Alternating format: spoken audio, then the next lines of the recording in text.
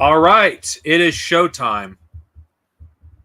My guest will be here in a bit, so I'm just gonna start the stream now. So yeah, how things going, everyone? This is Darcinovia. I am back with another stream. I'm sorry for delaying it multiple times because I feel like my audience doesn't deserve to have a stream where I'm not fully into it because I'm exhausted. I am tired. I did have a long day. If it weren't for Red Pagan Corner to agree to do this stream with me, I would do it tomorrow. But considering she has a finite amount of time, I'm not going to delay it. So I'm sorry, and I feel like my audience deserves better than to have me not be all there. I'm I'm going to be asked about the Acolyte. I know that's something that people are going to bring up, the Acolyte. I saw the trailer, so for those of you who want to know what I think of it, just put your comment in the reaction. Honestly, let's be honest. These are the same reactionary man children that attacked George Lucas back in the late 2000s. Why the fuck should he side with these people? But it's hilarious. George Lucas is one of us. Yeah, he may not like the sequel trilogy, but he has no obligation to fucking support you.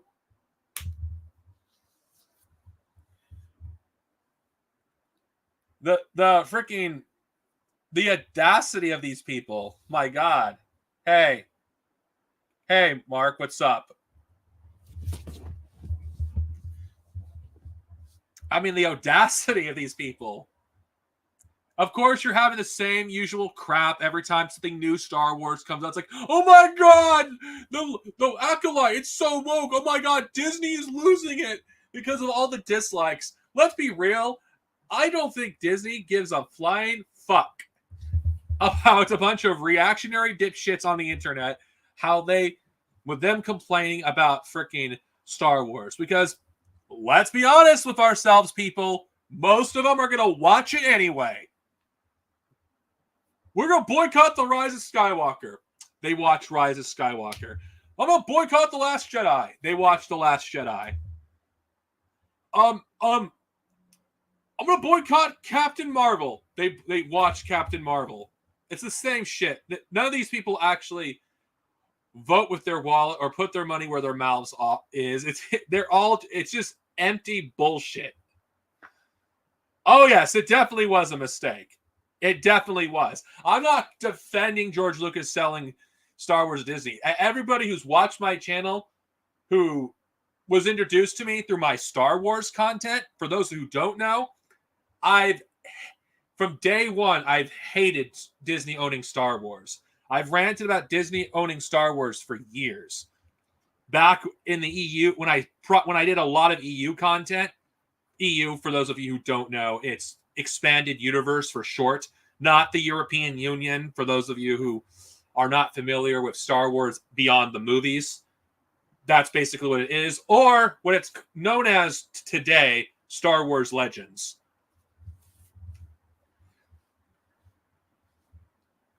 It's, yeah. George Lucas selling to Star Wars to Disney was a mistake. It truly was. Honestly, Star Wars should have George Lucas should have taken it with him. In fact, if you ask me,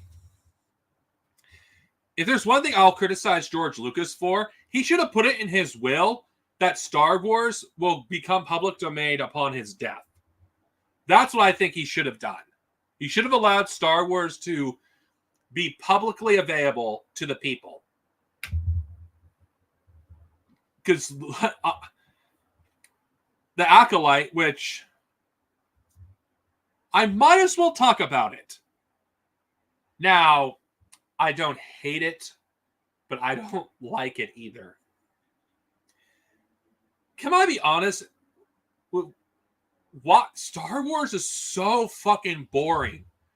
With like every time I see a new trailer, it's like, wait, the High Republic is supposed to be like an era that's like a century before the prequels, yet it doesn't really look that much different. If we're going by the way the sets look, it's like you couldn't even make anything aesthetically look different. Yeah, the Jedi's robes look brighter, and the very fact that it's tied to, in my opinion, what is the worst era in Star Wars history. It just, the way it looks, it's like, why does everything look like Mandalorian and how it looks? Like everything just looks the same. Basically, what I'm saying when it comes to all these Disney Plus shows, there's like every style is basically the same. There's basically no diversity in how things look.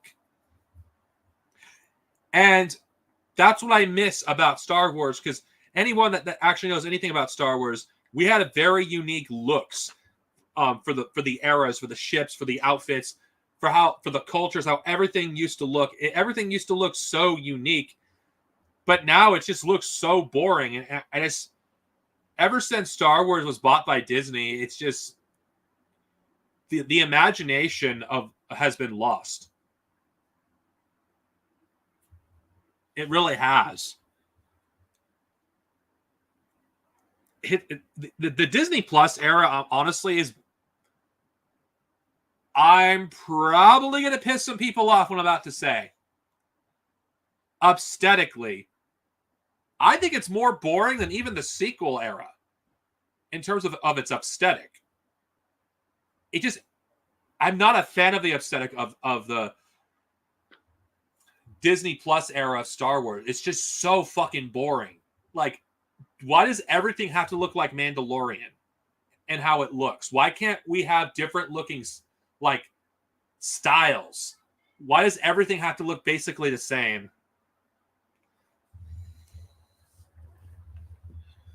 A good. I'll have to. When I'm finished with my tangent, I'll answer your question. So I put your thing on favorite. So I'll get back to it. So, because I don't want to change the subject just yet.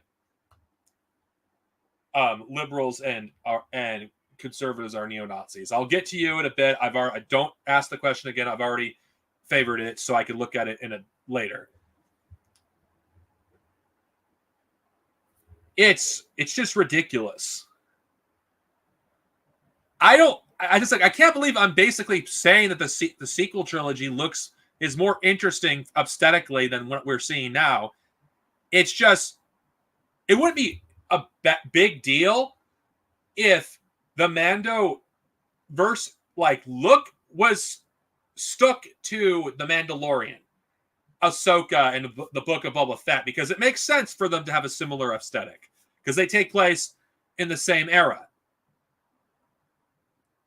It's just everything just looks so boring to me. Even Obi-Wan Kenobi is a show that I like, looks like Mandalorian, how it looks. Maybe I'm just getting too old for Star Wars. Maybe I don't think that's it. It's just, I remember in the franchise where every single era of Star Wars had its own unique look and identity. And the High Republic in live action just looks so boring. Say what you will about how about the High Republic comics and the covers for the book novels of the High Republic, but at least it has its own unique style. At least aesthetically, it looks different. This looks like something from a completely different time. Is this nitpicking? Maybe. But I recall Star Wars used to do something where it made every era look unique. And I just feel like they're just doing this to save money. It's like, oh yeah, we're basically saving. It's a cost-saving measure as to make these aesthetics look similar because we don't want to make things look drastically different because that would cost money. That must have been crazy, seeing the original Star Wars in theaters. Now, I'm not doing this to discourage people from seeing these shows. That is not my point. I'm just giving my honest opinions about the way the High Republic looks, and I'm just not digging it. Aesthetically, I find it to be dull and boring. I think the story is just stupid. It's like,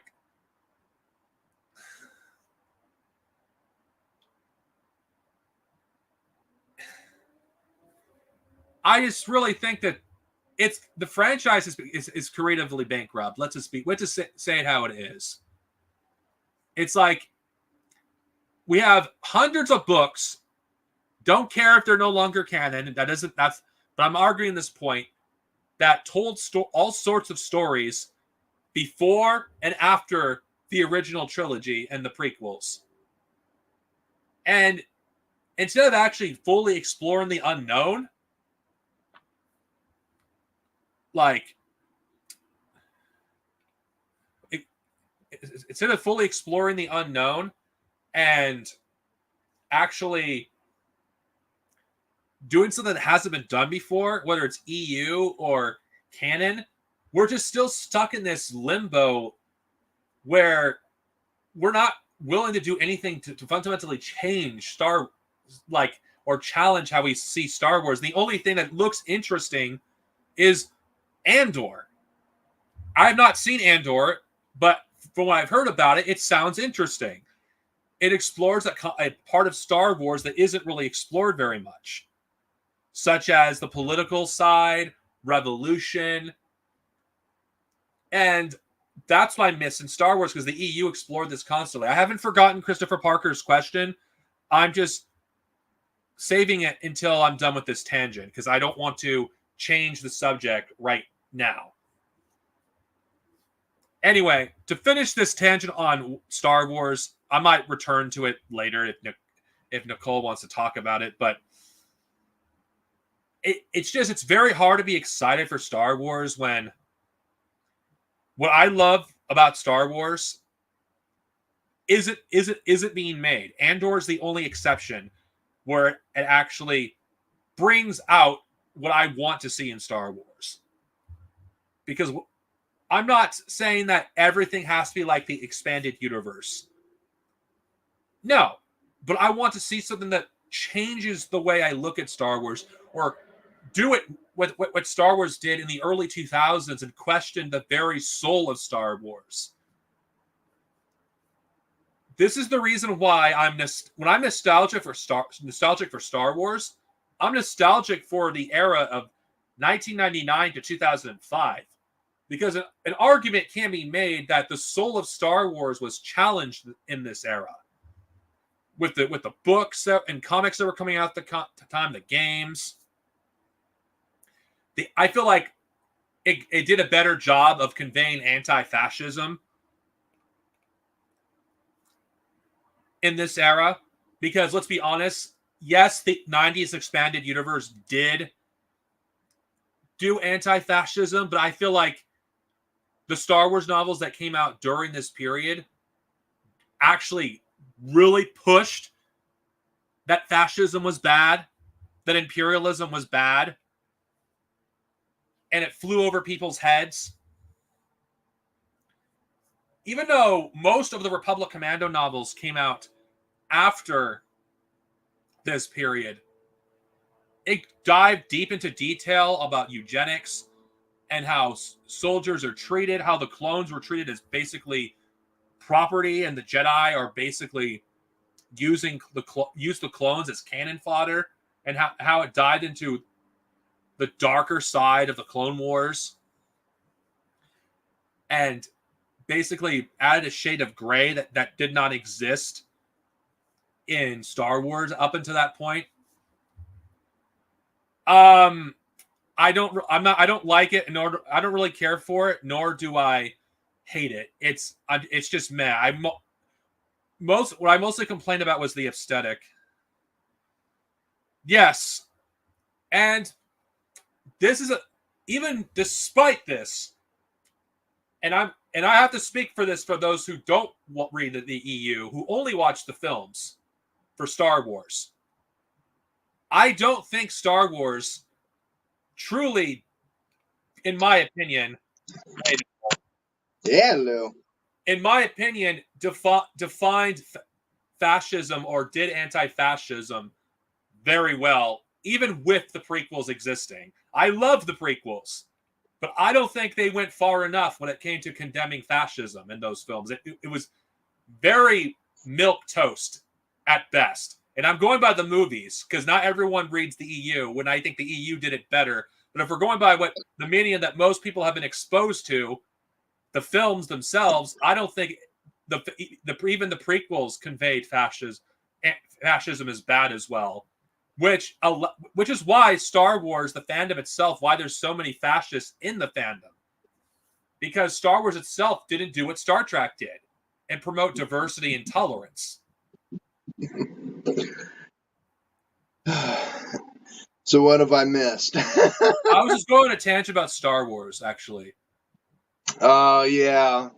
Yeah, no, we had a whole conversation privately on Skype last night about that.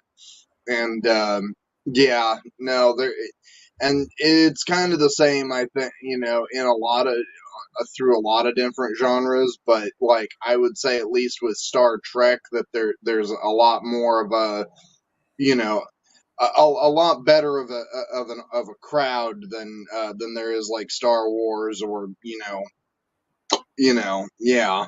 Well, I think there's a good reason for that. Yeah. And I think this is a good segue because for those of course this is not unknown history, but you probably already know about this, Nicole.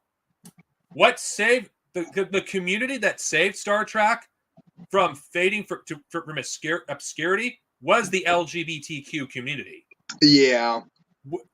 Without the LGBT community, Star Trek would be as reactionary as Star Wars is, even if it did come back after its long hiatus. I mean, there's a lot of us that are even within that look back at examples of, for instance, from what was it? I believe it was Deep Space Nine was the series where Jadzia Dax, who was literally a Trill, and Trills, they go through many different hosts over time, male and female, and so they very obviously change genders, and so a a common theme is that she's kind of seen as a kind of as a symbol of for the trans community, for trans Star Trek fans, because of and I mean, the whole situation is a lot more complicated than that, but it is still kind of funny when TERFs and other fucking fascists get all up on their high horse, who are also Trek fans, and it's just kind of like, honey, it's like Jadzia Dax was basically trans. Like the Trill are basically an entire species of people constantly changing their gender. What about the Dominion? They basically can change their shape whatever they want. I would honestly, though, in a way, though, I would almost say the Dominion. I mean, they are very similar, but I would almost say that the Dominion are more. I would kind of categorize them as more as gender fluid, honestly, with an emphasis on the fluid. Well, it's just Star Trek. Over the years, I've grown apart from the Star Wars fandom. But again, that's a story that I've told many times because of the backlash I got for standing against the fascists in the fandom. Star Trek is just far more welcoming in general. If you're disabled, if you're a leftist, yeah. Because Star Wars fans, God forbid, if you are a black Star Wars fan, or even a LGBTQ fans, like you just get harassed in droves. I mean, if you think about it, I mean, granted, it's also because the fact that he was an android, and I think in the Picard series, in the recent Picard series, they started calling them synthetics, but he was an android, and that's Data, you could kind of use him and his lack of like social cues and everything like that as a argument of representation that it is an autistic character, you know.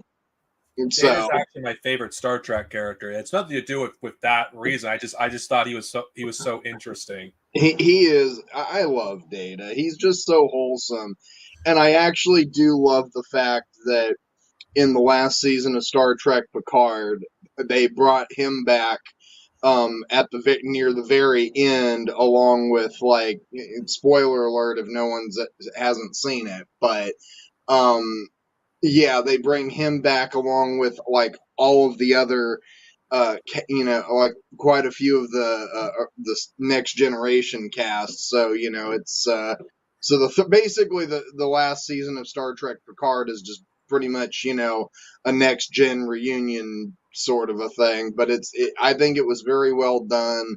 And I think that the way that, and I think they probably could have added a couple of episodes to that, but I think the way that they did it was a nice little nod to a lot of us that grew up watching that, and was kind of a nice little last hurrah essentially for that group of people, because let's be honest, they're not going to get together like that ever again, and I they're didn't think it would happen. I haven't watched it, but I will eventually. It's just Star Trek Nemesis. The less we talk about that movie, the better. yeah. It's an abomination. To be quite honest, though, out of the next gen series, I will shamelessly admit that is probably one of my more favorited ones. But that's probably because honestly, the Star Trek Next Gen movies were just in general kind of abominations, because like First Contact was kind of, for me, was a bit of a slow burn, and it's like, okay, cool. They got what's the actor's name? I think James Cromwell or whatever, to play the um, play the character of oh fuck, what's his name? The guy that essentially found discovered the key to warp drive. Um, that motherfucker. Yeah, they got James Cromwell to play that character, and that was cool. That was great. Other than that, the movie was kind of, I think, for the most part, was pretty dull. And Nemesis, at least, had some form of substance, but yeah, it was still kind of a bit of an abomination. That's why I do think that at least with Star Trek Picard, they at least tried to do a little bit better. Um, and also the fact that the fact that they also introduce a character that in it that's played by played by what's his name, the kid that played Aragon in that fucking dragon movie several years back. Yeah, he's in it. So that's cool. But yeah, no, there's like a bunch of you're gonna have really just horrid people in a lot of the genres and stuff like that, and that's why I'd say that when you and I have talked the last couple of days, both of us have kind of made some statements about like the whole J.K. Rowling thing, and it really is kind of hard for a lot of people who are, especially in the LGBTQ plus community, that grew up as Harry Potter fans and stuff like that, who have essentially been so hurt by essentially where Joanne has gone. And it's just that, and I, and it's just really kind of one of those things where it's like that the only like supposedly gay character that we had was supposed to be Dumbledore, and that was Oh, kind of only revealed in a very milk toast sort of a way. honestly, I don't know if this sounds like a hot take, and again, Harry Potter fans and at least fan fiction writers, I just quit one day, looked up Harry Potter fan fiction. Almost 90% of them had Dumbledore patching in the tag. Yeah, It's like, yeah. There's stuff that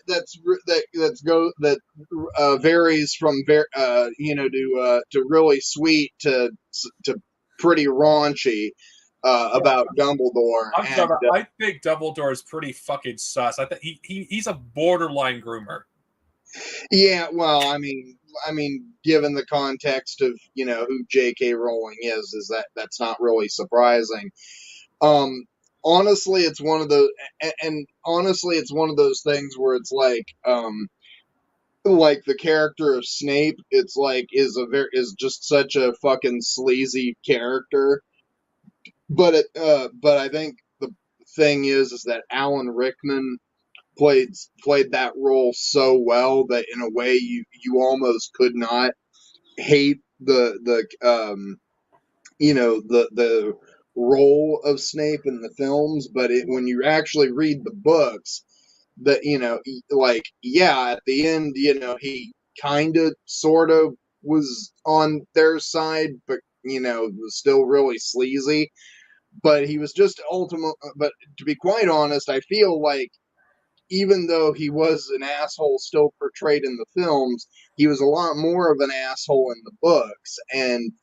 Um I think he was just a little more watered down for the films. But Alan Rickman was just such a great actor, and just like and I one of the first film I actually even saw him in wasn't even Harry Potter. I actually, when I was a kid, my grandfather had a few Western movies, and one of them was a Tom Selleck movie called Quigley Down Under.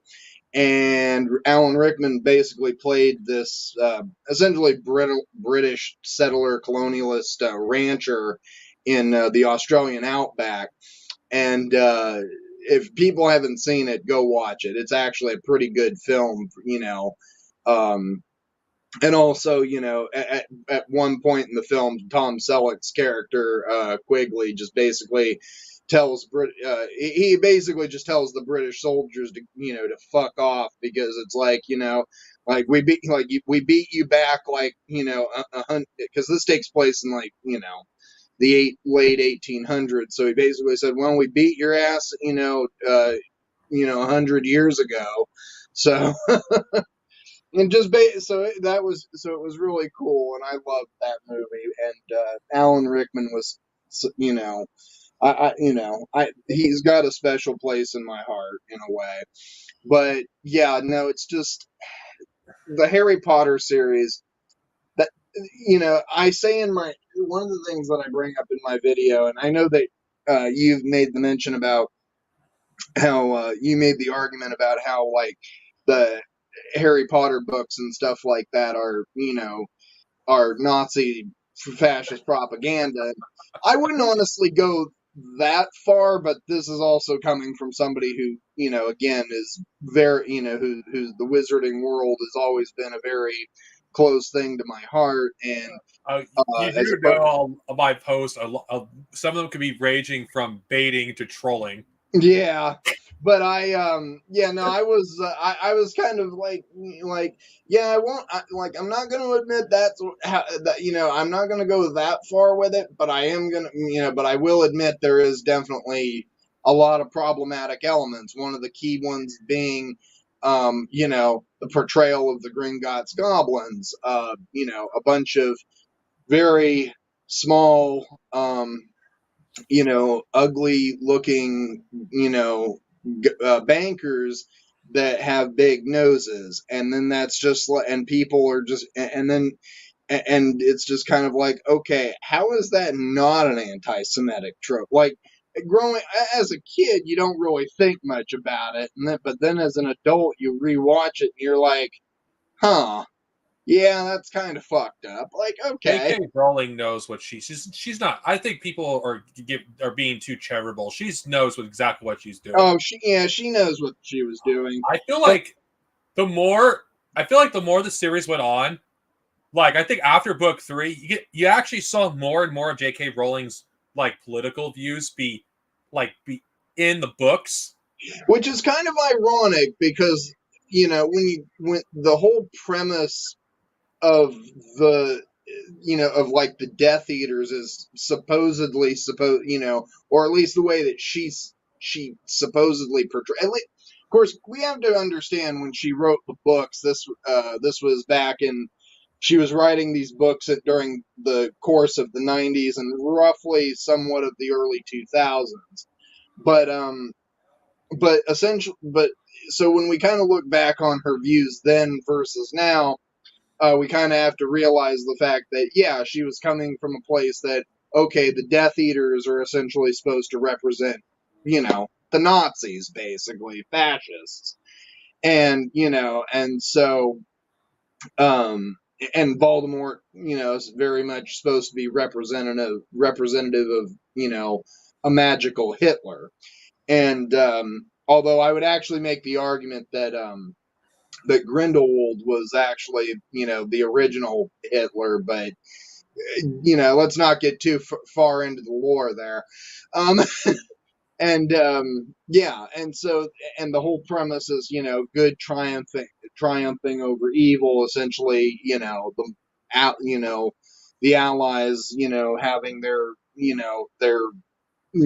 battle against their form of fascists, you know, I haven't essentially. forgotten Christopher Parker. When we're done with our tangent, and when there's a room for a segue, I'll answer your question. I haven't answered.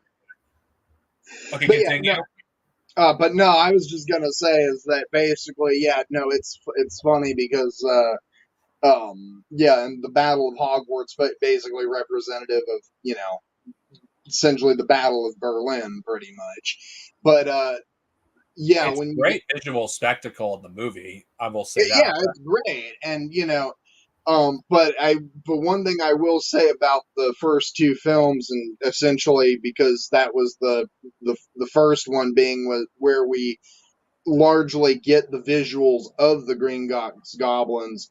Like, very obviously, J.K. Rowling played a major role in its kind of how the screenplay and a lot of things were portrayed.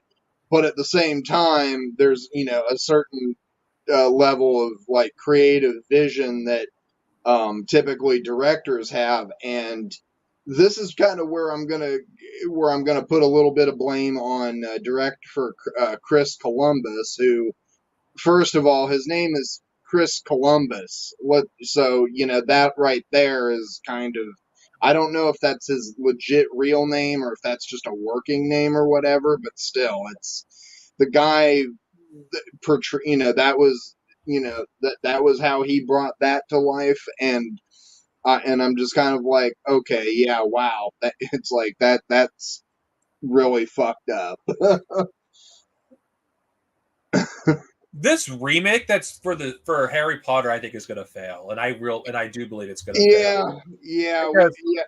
Like I said, the remakes, the Harry Potter remakes are I feel, is gonna be like how it was with the was kind of like is gonna be kind of like how a lot of people were about Phantom Menace, or even with the live action Avatar: The Last Airbender movie that came out, like the M. Night Shyamalan one that came out like 10 or so years ago. well, it's not a movie; it's We a just TV don't talk series. about that. It's a TV series. It's not a movie. It's not a series of movies. Yeah. I think the very fact they're rebooting it so soon is not a good sign for the No. franchise's health. Because let's be honest, I think Harry Potter is becoming a toxic brand. Yeah, it may have had some wins with Hogwarts Legacy, but that's one game. Yeah, Hogwarts Legacy, where we have a supposed trans character named Serona,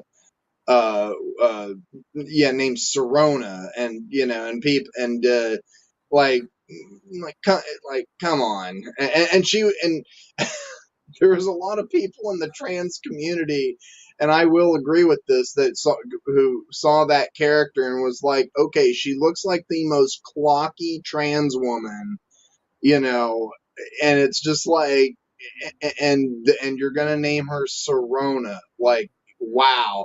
And that was, essentially the game developers attempt to try to make it seem like, oh, we're not transphobic, it's like, yeah, you are. It's ridiculous. Like, my argument and reason why I don't think the reboot is going to be successful, because it's too soon. For one, Yeah. the actors who play the characters are old enough to play their older selves if they want to do another story. Hell, they could play the friggin' parents of their selves at this point. Well, I'm just saying that what made Harry Potter what it was the cast, and a lot of people of our generation, they're it's like, if it doesn't feature the original cast, they're not going to be really interested. Most fans have not read the books. Yeah. Well, yeah, and most of them aren't going to, because, especially not, especially, and maybe, and I'm gonna kind of make myself sound a bit like a boomer here, but it does kind of also come down to the fact that a lot of people's attention spans are not really that long, and, it's like, okay, like the first, like, 3 books, like, I think a lot of people could probably stomach that and read those.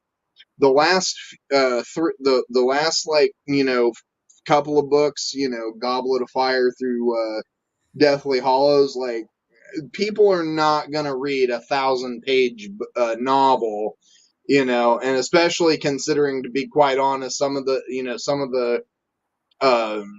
I think a lot of the shit that's largely in, like, Goblet of Fire still got a lot of stuff that's pretty packed in there. So I think that one gets a pass. But once you get into, like, Order of the Phoenix, it kind of becomes a bit of a slow burn, because of the fact that the way that she wrote those last couple of books, like, I guarantee you she could have just made those about as long as she did the first 3 books, because most of it's just filler. It's just a bunch of it's really the equivalent of the high schooler that's just trying to make up a bunch of bullshit for their essay to get to that, that 800 word mark or whatever it is. In her case, she wants to reach like an 800 page mark, and so, like, 200 or 300 pages are basically just bullshit.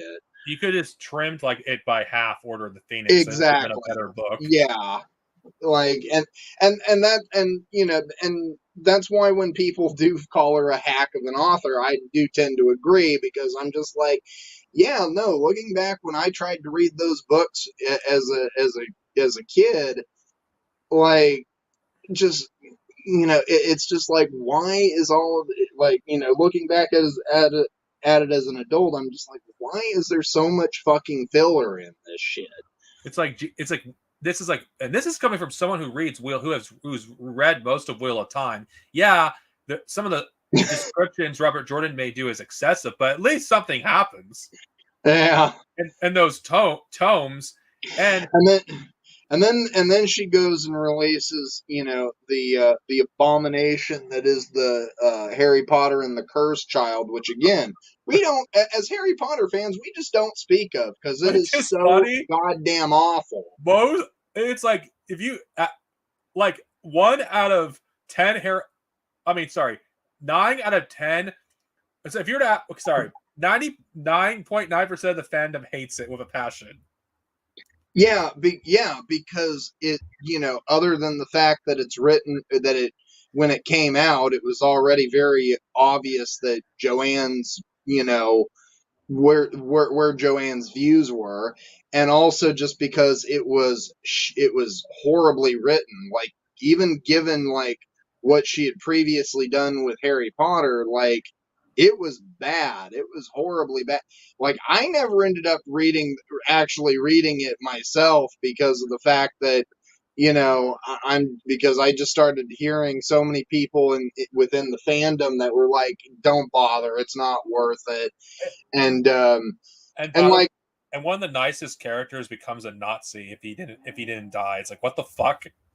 and then and then I didn't end up reading the Fantastic Beasts series either because it's kind of a lot similar to how like the last couple of Harry Potter books was written, where it was just a lot of filler and stuff It's like that. Like, they're if not even anything, books. It's just screenplay. That's it. that's basically what it is. And honestly, it would have been I think a lot of these things would have been better written as a fucking short story or something like that. But Well, or I think the Fantastic Beast movies expose how much of a fraud J.K. Rowling is as a writer. I watched the first movie, got about halfway, I think, through the second movie, and then I think, and this is again coming from a lifelong Potter fan, and I was just like, yeah, I'm done. I'm good. I like fuck this shit.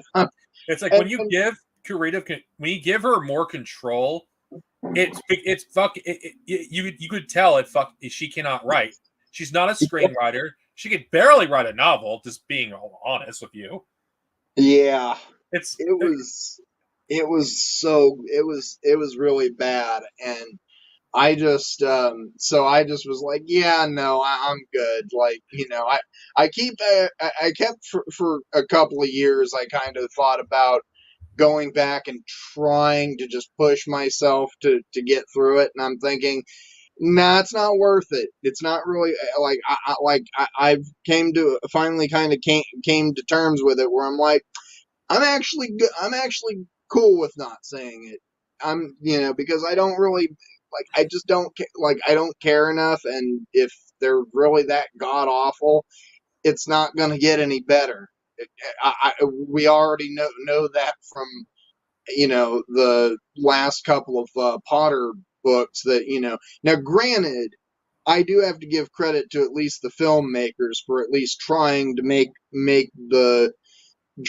essentially carve out the meat of the last couple of books, to the point where they even had to make the last book into a two-parter.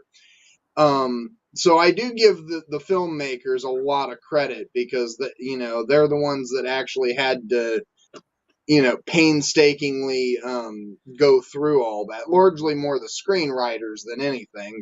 God damn, those people do not get paid enough. Even after the whole fucking SAG after strike, they do not get paid enough. There is no money in the world that could pay those people enough for the bullshit that they have to deal with, much less what they had to deal with writing those fucking movies. But anyway, it's yeah, just the no, audacity of J.K. Rowling stands to claim that J.K. Rowling is the reason why Harry Potter was successful. That that the actors like owe her everything. It's like, no. If yeah, anything, J.K. Rowling owes the actors and the crew that worked on the movies for her success. She'd be a has-been by now if it weren't for them, because they have talent. The actors that worked on those films. J.K. Rowling has no talent. uh, Sub Monkey goes, I rather read Narnia books than Harry Potter. Yeah, because even though C.S. Lewis was a raging fucking like Christian psychopath, at least he had substance. At least that man actually like was an actual like good writer. And I Same with actually, Token. huh? Same with Token. Yeah. Um, I actually read all of the. Oh no, not all of them. I think I read 5 out of the 7 Narnia books, because I've read Caspian, Lion, the Witch, and the Wardrobe, Magician's Nephew, Voyage of the Dawn Treader. No, maybe I only read 4 of them. But basically, yeah, his books were all pretty good, and I'm really kind of sad in a way that they didn't continue making the movies, because they made the first, like, they made Lion, the Witch, and the Wardrobe, Prince Caspian, and Voyage, and And then they were gonna make The Magician's Nephew, and then just kind of didn't happen. And I'm really kind of sad about that, because I think that they really could have made a really good film out of The Magician's Nephew. And this is, and of course, this is coming from, the fact that Disney's the one that's actually like, was making those. And, we all know Disney's wonderful reputation when it comes to adaptations of things. But this was also the early 2000s, when Disney was still somewhat relevant and good.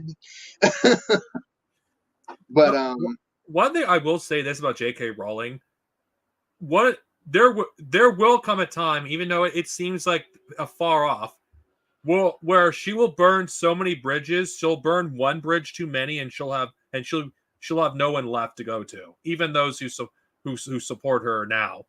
Yeah, she doesn't know when to shut up.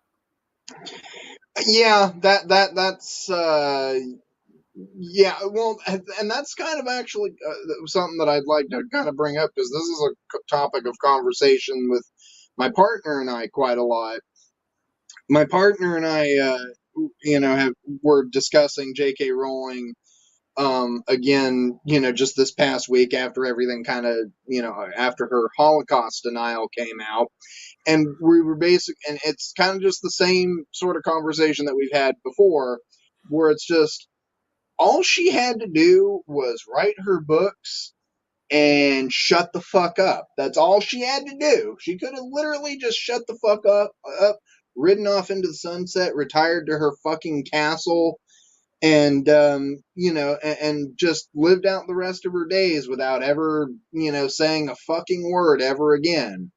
And she couldn't do that. She ended up having to open her fucking cock holster, and she ended up and yeah, and now she's an absolute like pariah. And it's just, and I just, like, I'm not really surprised that she came out of that she essentially, committed Holocaust denial, because let's be honest. I mean, the woman has been, is a known anti-Semite, and of course she's a Zionist, because Zionists are. Let's be real here. It's like, even if Zionists are not, don't, just because you're a Zionist does not mean that you're not an anti-Semite. No, Zionists are typically always anti-Semites, because the whole, because Zionist Jews are essentially breaking fundamental Jewish laws. We've said this before, the whole concept of a Jewish state of Israel goes against Jewish law. So it's one of those things where, and so yeah, of course, Zionists and and white supremacists, typically, well, not white supremacists specifically, but anti-Semites, it's why they go hand in hand, because your typical Semitic Jews that actually, they actually support Palestine, not Israel. And so, yeah, Zionism, doesn't necessarily mean it has to be anti-Semitic, but it typically goes hand in hand with anti-Semitism. She did threaten a Jewish journalist, actually. Exactly. Yeah, that was at something the same else. Time. That was something else I also brought up in the video. What was her name? I think her name was like Rika Brown or something, or I forgot what her name was. But her last name was Brown, and she's a Jewish journalist who called Joanne out on her bullshit, and Joanne, essentially attacked her on, over Twitter, and essentially brought up, the fact that, Miss Brown is a supporter of Palestine, because God forbid a Semitic Jew happens to, support, Palestine's, supports the, who is against the genocide of people, whereas Joanne is, thinks that all Jews have to, like, she has this concept of all Jews are the same and they all think the same, so therefore, you're a Jew and you don't support Israel. Well, like, what kind of Jew are you? Like, that's the type of thinking that people like her have. Yeah, but it's not a good look because by attacking a Jewish journalist, that makes her anti-Semitism more obvious. Like, it will come to a point where even her supporters won't be able to deny it at this point. And the thing that's really key to understand the Holocaust denial for those that aren't familiar with it is the fact that she was denying the fact that that the Nazis burned books, specifically books on trans healthcare. They literally forced the institute, I believe it was the Institute for Sexual Science.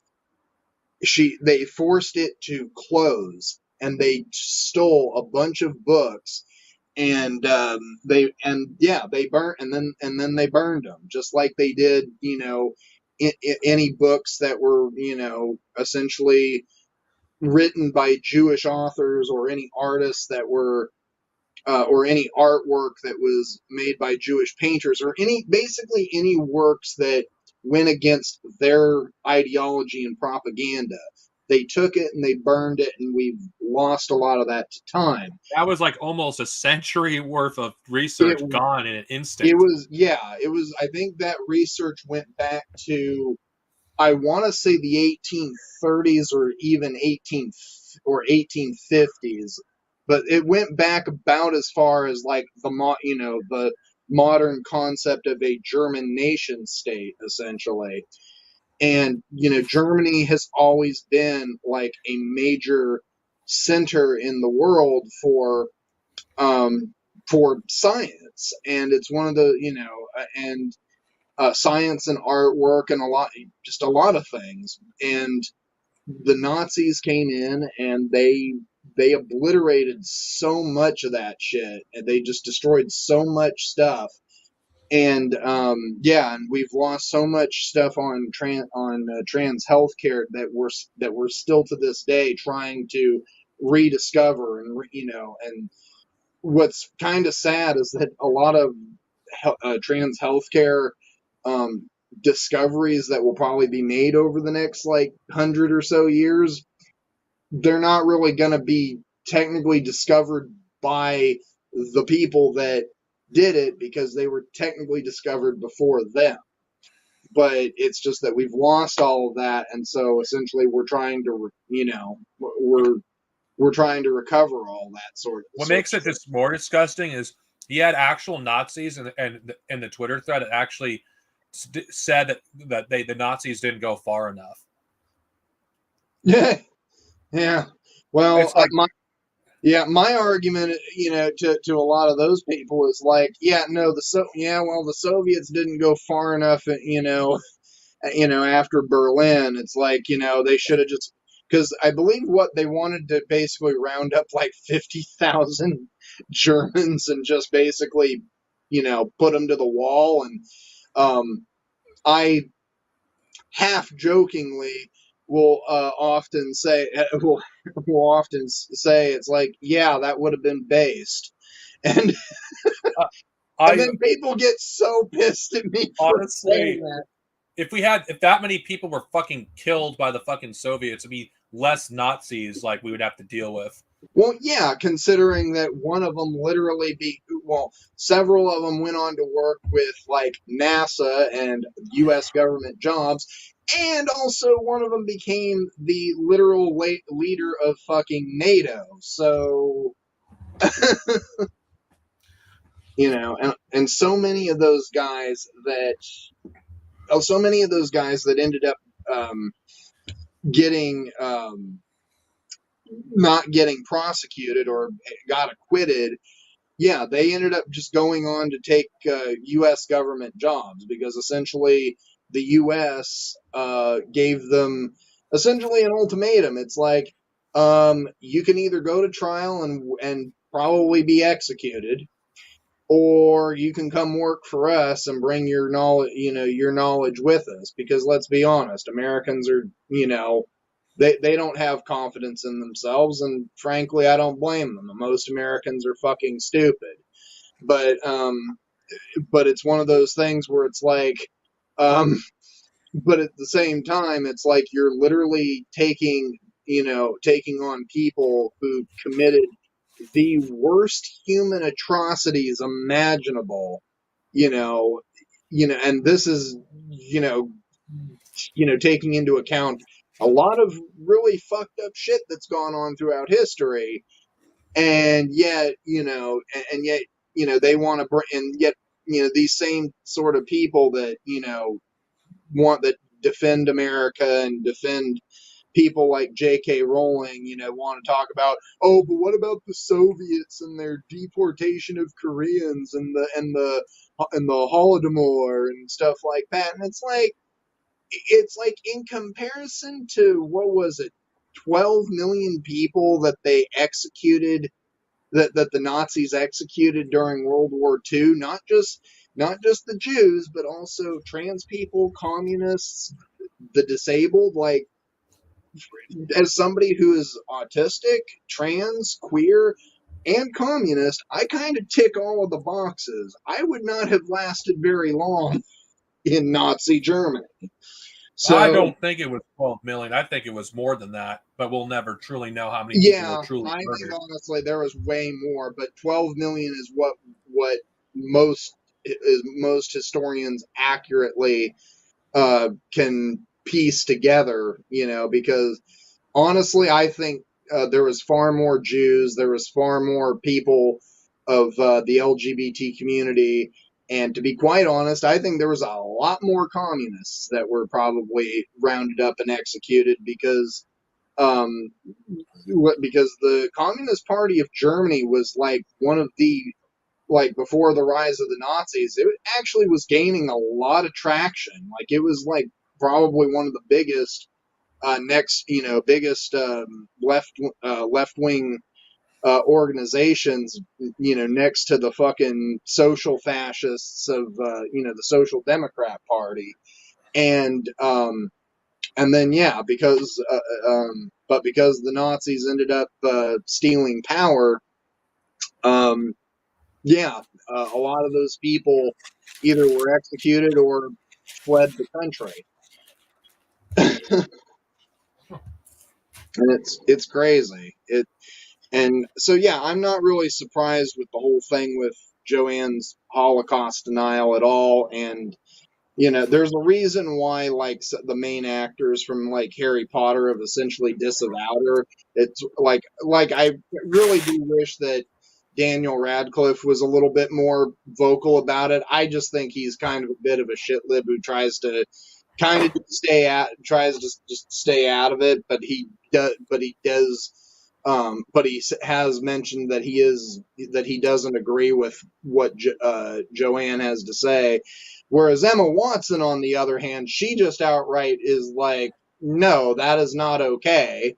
Like, and then, and as soon, and I think, and as soon as she said that, as soon as she basically disagreed publicly with Joanne, all the fucking TERFs came out and were basically being like, well, you should probably shut up and remember where, who gave you your start and everything like that. And it's just kind of like, fuck off. Even if she wasn't in Harry Potter, she probably still would have been a pretty, a well-accomplished actress on her own. So, like, Harry Potter didn't necessarily, like, yes, it defined her and Dan and Rupert, but it did not, it did not necessarily mean that they couldn't have made a name for themselves on their own. At least with Emma Watson, I know that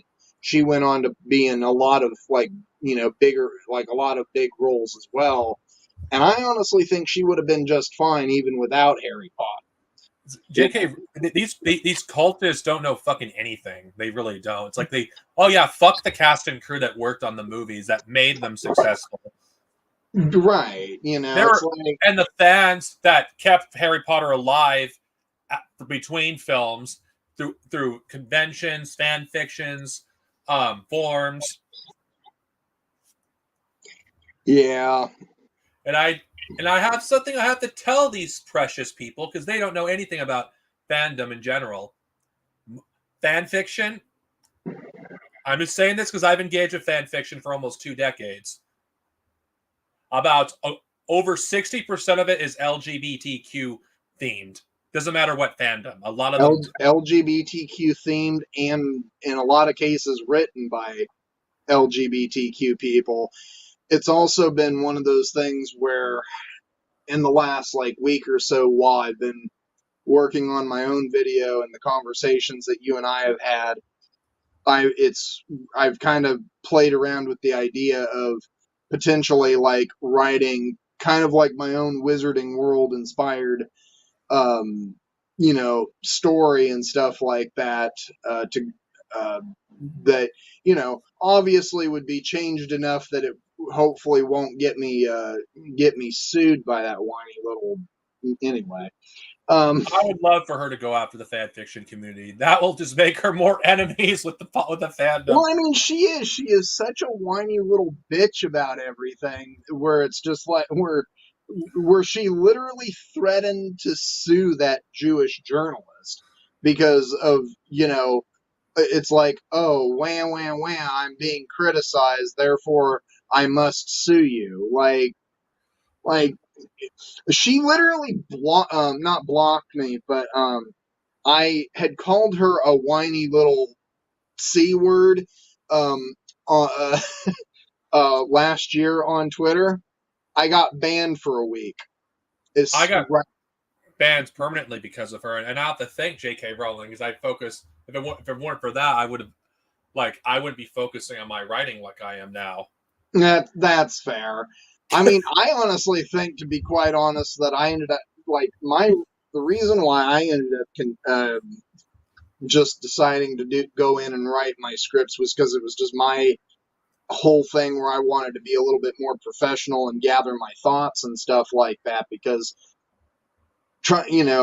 just trying to do a video off the cuff where I'm just just rambling off my thoughts, it ends up in a very autistic autistic spectrum, ADHD sort of word scramble, and it makes it hard to follow. So when I actually set out my thoughts and stuff like that, it's it makes it a lot easier to just kind of put it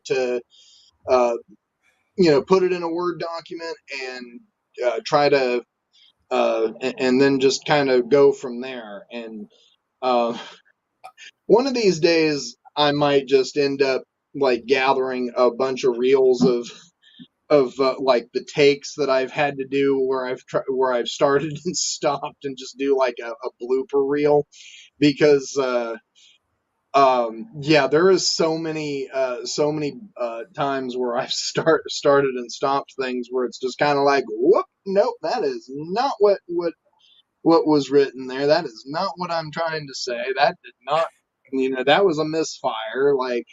So it's I might do that one of these days.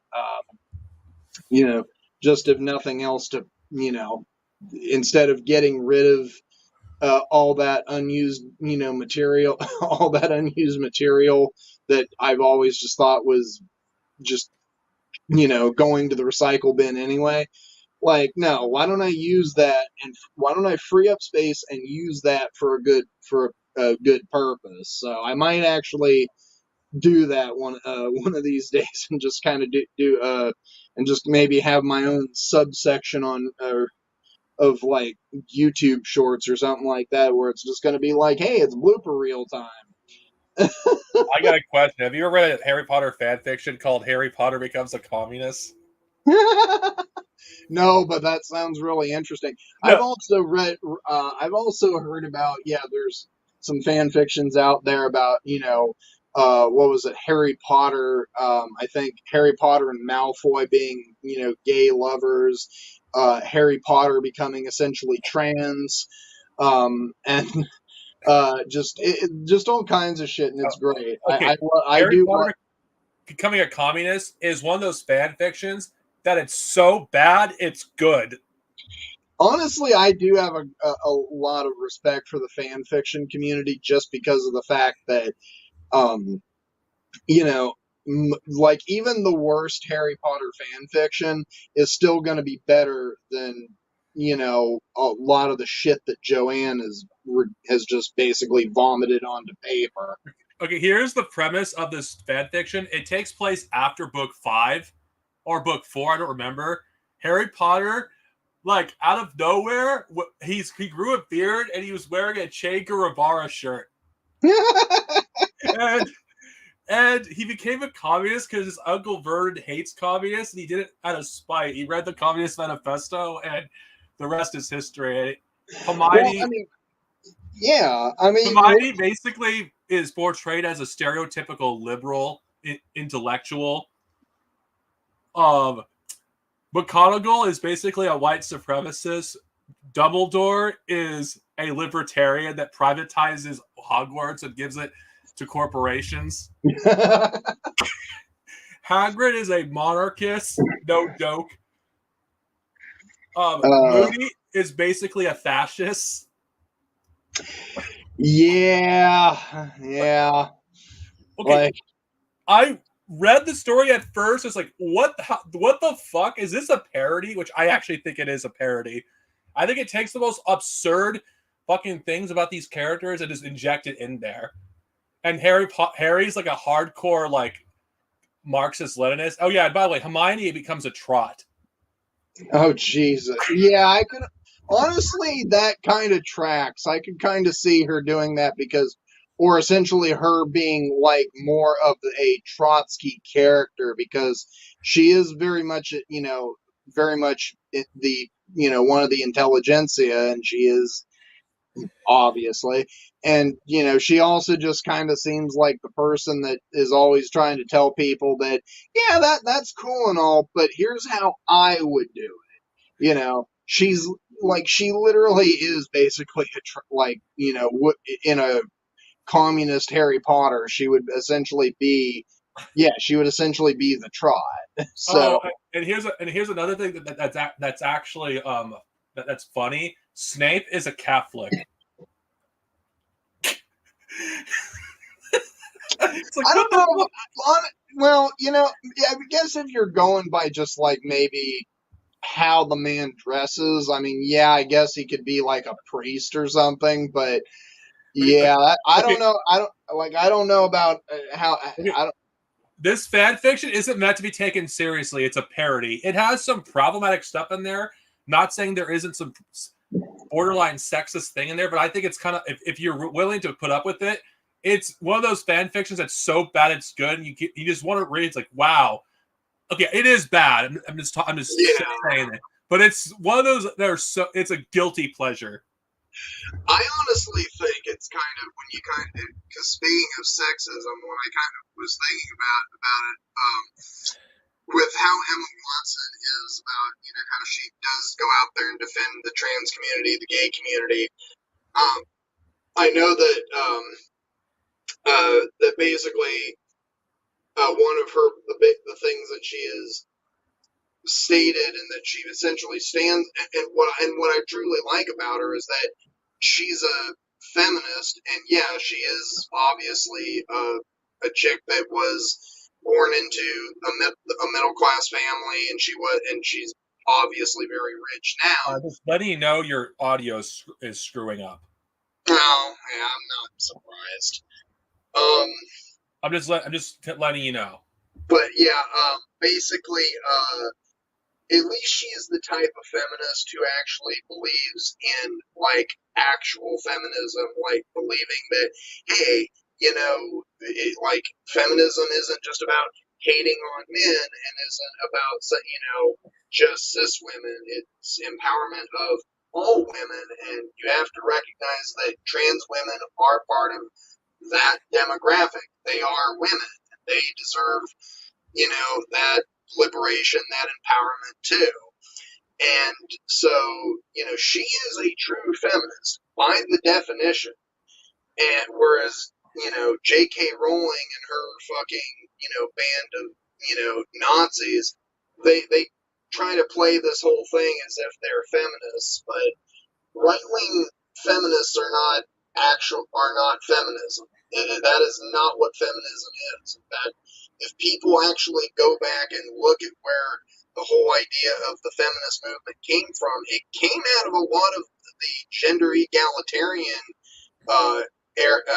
sectors of socialism. It goes back to, Marxist theory. And it's one of those things where it's just like a lot of them they don't either know that or they choose not to regard that in any way, because again, that would go against their narrative. That would go against their whole idealistic, world, and you take that away from them and they essentially have nothing. They have no basis for argument. I'm just letting you know you're breaking. It's hard. I can understand you, but it's hard for other people to understand you. If you can adjust Okay. the mic. Also, Sub Monkey, I guess, had a question in here about what do y'all think about people praising the Galactic Empire? I think you're a Nazi if you praise a fascist empire. It doesn't matter if it's fiction. Yeah, I'm sorry, but the whole concept of the Galactic Empire of Emperor, they were Nazis. George Lucas has even come out and stated that that was what what they were meant to represent. So I don't I swear, yeah, anybody that basically is that obsessed with the Galactic Empire, they're Nazis. And to be quite fair, I mean, it's not like the Republic, the Alliance, the New Republic, all that bullshit. It's not like they're exactly the good guys either. They're more of just the fucking shit libs. In the Galactic Alliance, if we're going by in Legends, is the same way. Yeah. So but it's great. It's just crazy to me. Also, there's some questions that two of the commenters have asked, and it's been almost an hour, so I think I should. That's fine. Answer them now. To answer your question about the best way to storage. I'm sorry. Is there a good manga storage box that or use? My recommendation is get a container that protects your books from sunlight and the elements as much as possible. So I just basically invest in getting a plastic container. At least that's one thing I would do. Of course, this applies to use it to regular books, not just manga. But if you want your manga to be in separate containers, then just get a container that blocks out sunlight. Yeah. That's my recommendation. Because manga, for those who don't know, it turns yellow over time if you don't put it somewhere where it's away from heat. So that's what I recommend doing. Now, live service games, oh god, I fucking hate them, and of course they're doubling down on live service games. Honestly, live service games is what I fear about the future of gaming. It's basically. It's one of the reasons I don't like streaming in general, on any form of entertainment, because it's on borrowed time. That's basically what live services are, and live services and for games, most of them are just rushed.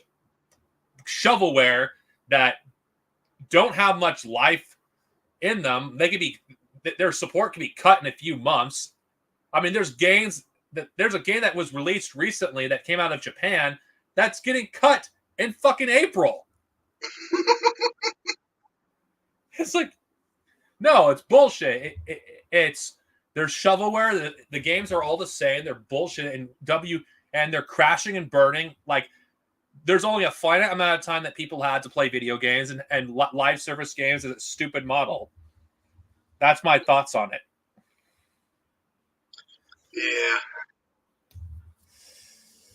Yeah. I think there was one person that was all in there that was also saying something about Snape being an anarchist. I don't know about anarchist, but I definitely feel that he is one of those types of people that he really does try to play like both sides of the coin quite a lot. Tries to play really everybody against each other. So, yeah, I don't know necessarily if he would be considered an anarchist, really, but, You know what's really weird? A lot of fans of Snape, which are mostly fangirl, let's be real, ship Snape with Lily. Yeah, when basically he was just a creep. That was really all he was. He was an incel, basically. And it's ironic. Okay, Harry Potter fan fiction, for those who don't know, the most common character bashing is James Potter and Dumbledore. Yeah, Now, I'm not engaged with Harry Potter fan fiction that much. I know this because of my interactions with various fan fictions. Well, I consider certain fandoms and certain fan fictions different. Like, Naruto is one fandom I've done the most, actually. The most prominent characters that get bashed is Sakura. Well, Sakura sucks, to be fair, so whatever. For Dragon Ball, it's Chi-Chi that gets bashed regularly, and Goku if it's a Gohan fan fiction, or Vegeta fan fiction. I'm just listing some other fandoms. I'm not a fan of character bashing in general in fan fiction because I think it's fine in small doses, but when the main point of the fan fiction is just bashing a character, it just becomes boring and makes it very a chore to read because I just want to read a story. I hate this character. But with the character of Snape, I think that to a certain degree it's warranted. Well, just a lot of Snape fan fictions also feature Dumbledore bashing. Well, yeah. It's like, to be real, Dumbledore is kind of a groomer. I'm just gonna be honest. That, and he's also essentially let's be real here. He essentially, they downplay it quite a bit in the movies, but in the books, it's a little bit more implied that he is essentially like no different than, say, Joseph Kony, who's essentially telling these kids that you're going to be child soldiers, because that's kind of the whole premise of like pretty much the last three books, is that these teenagers, these 15, 16, 17-year-olds, they essentially become child soldiers. So, and it gets to a point where even, people like myself who've been, lifelong Potter fans are just kind of like, yeah, there's definitely certain elements that when you look back on it, it's really kind of fucked up. And then it's like you have to look at who the author of all this is, and then people wonder, it's like, okay, yeah, maybe that definitely explains why she is the way she is. Okay. I honestly, I don't know. I honestly think that J.K. Rowling just doesn't. I honestly see her as someone that never actually respected the art that she created. No. I think she's. This is not a hot take, and I'm pretty sure I'm not the only one that thinks this way. I think she's embarrassed by Harry Potter. Yeah, I think do she too. is. Because she's like, it's the old, that's all she's going to be remembered for. Well, not now, she won't, but Yeah. I feel like she's frustrated with her success, like this new novel series that she tried to write. It didn't gain any traction. Like if J.K. Rowling truly had any integrity, she would not be using a pen name to publish a book. She'd be using her own name. Oh yeah, what is it, like the Robert something or other? Yeah. It's like J.K. Rowling. She just doesn't have the confidence to back up like her artistic value. And it explains too. I mean, most authors don't fucking respect J.K. Rowling. They had respect for her at one point because she was a fellow author. Because let's be honest, most authors are not going to trash each other. Because they usually recommend each other's work because to help each other out. Robert Jordan did it to George R. R. Martin. Rob Hobb did it to also for George R. R. Martin. I mean, these authors read each other's work. Stephen King has done it as well, and it's very essential to be friendly with your fellow authors because they help make you successful. Yeah. And the very fact that J.K. Rowling has alienated a lot of these authors, even if they some of them may agree with her views, they don't want to be associated with her. That they want to do this. The smart thing is for them to keep silent. Yeah. It's just because what they don't want to be involved in a lot of them in this politics. They just want to read. They just want to write a book, and you. That's probably how you could tell who's an artist and who is not. One of the things that I also find really abhorrent about her is that she wants to live in a castle in Scotland, but she doesn't want. But she's very adamantly like a settler colonialist, the typical, Anglo settler colonialist, because she does not want Scotland to be independent. She does not believe in Irish reunification. I mean, hell, her blatant, Irish her Irish tropes and stuff like that is beyond it is beyond repugnant because of the fact that she named one of the only major Irish character in the books Seamus Finnegan, Oh God. And then, but I find it also a little bit ironic that there's an Irish woman who is an actress in the films who defends her. Well, not so much defends her as much as she tries to play both sides of the coin. Being like it's like we should really listen to both sides. It's like fuck you. And that is Evanna Lynch, who played Luna Lovegood. Evanna Lynch is actually an Irish actress, and it's kind of like, sweetheart, you probably shouldn't be defending her, considering the fact that she doesn't exactly believe that. Well, let's be honest, that your people should even have freedom in the first place. So, okay, I actually think I'm not defending her. By the way, she has a form of Stockholm syndrome and feels like she owes J.K. Rowling because you can look this up. She did have an eating disorder in her teens. Yeah, and she almost died. Yeah, and I feel like she's scared of. I don't know. We don't know her true thoughts of standing up to J.K. Rowling, but I'm giving her probably more credit than she deserves. But context matters. I feel like.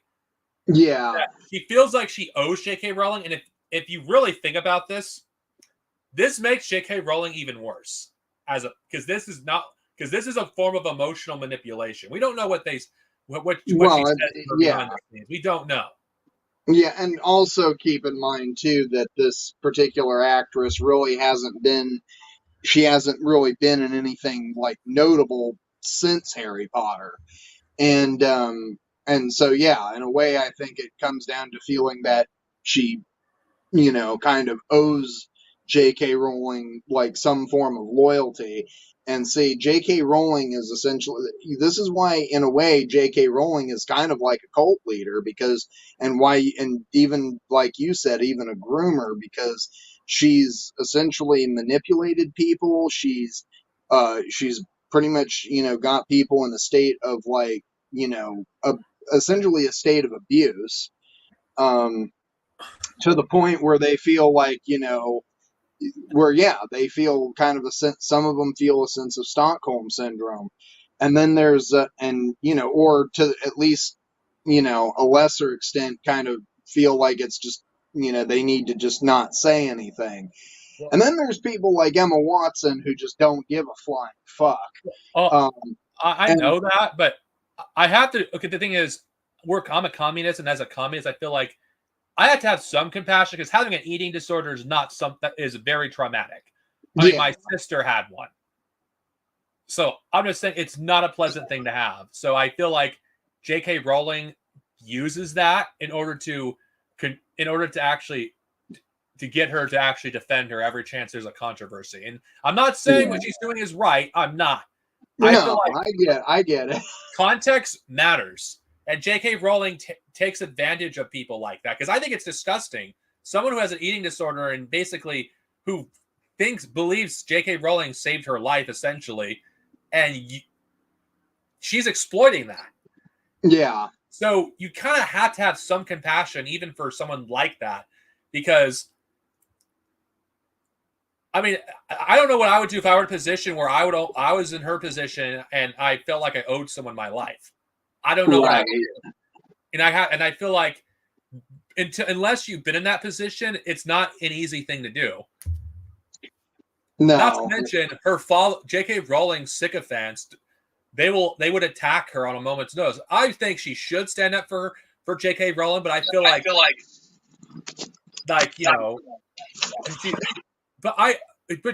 I think J.K. Rowling will eventually destroy herself. Like I said earlier, there's only so many bridges you can burn. Yeah. Like, what's gonna happen? Like, I would be surprised if the reason why these people, her associates, or even associate with her, is because of her wealth. What happens when that wealth dries up? Because J.K. Rowling seems to be the kind of person that would funnel money, for whether it makes sense or not, for these causes. I feel like they only care about her because of her wealth. If she wasn't wealthy, if she didn't have the wealth she had, they wouldn't bother with her. Yeah, like I don't think that she would have nearly the reach that she does, or the friends that she does. And I say friends because let's be real here, she doesn't actually have like friends. She, just has essentially gold diggers that around her that, and clout chasers that, just want their time in the spotlight. Some of those are also, sadly, because of that same influence, some of those people are also, UK politicians. So, and most of those UK politicians are, surprise, surprise, members of the Conservative Party.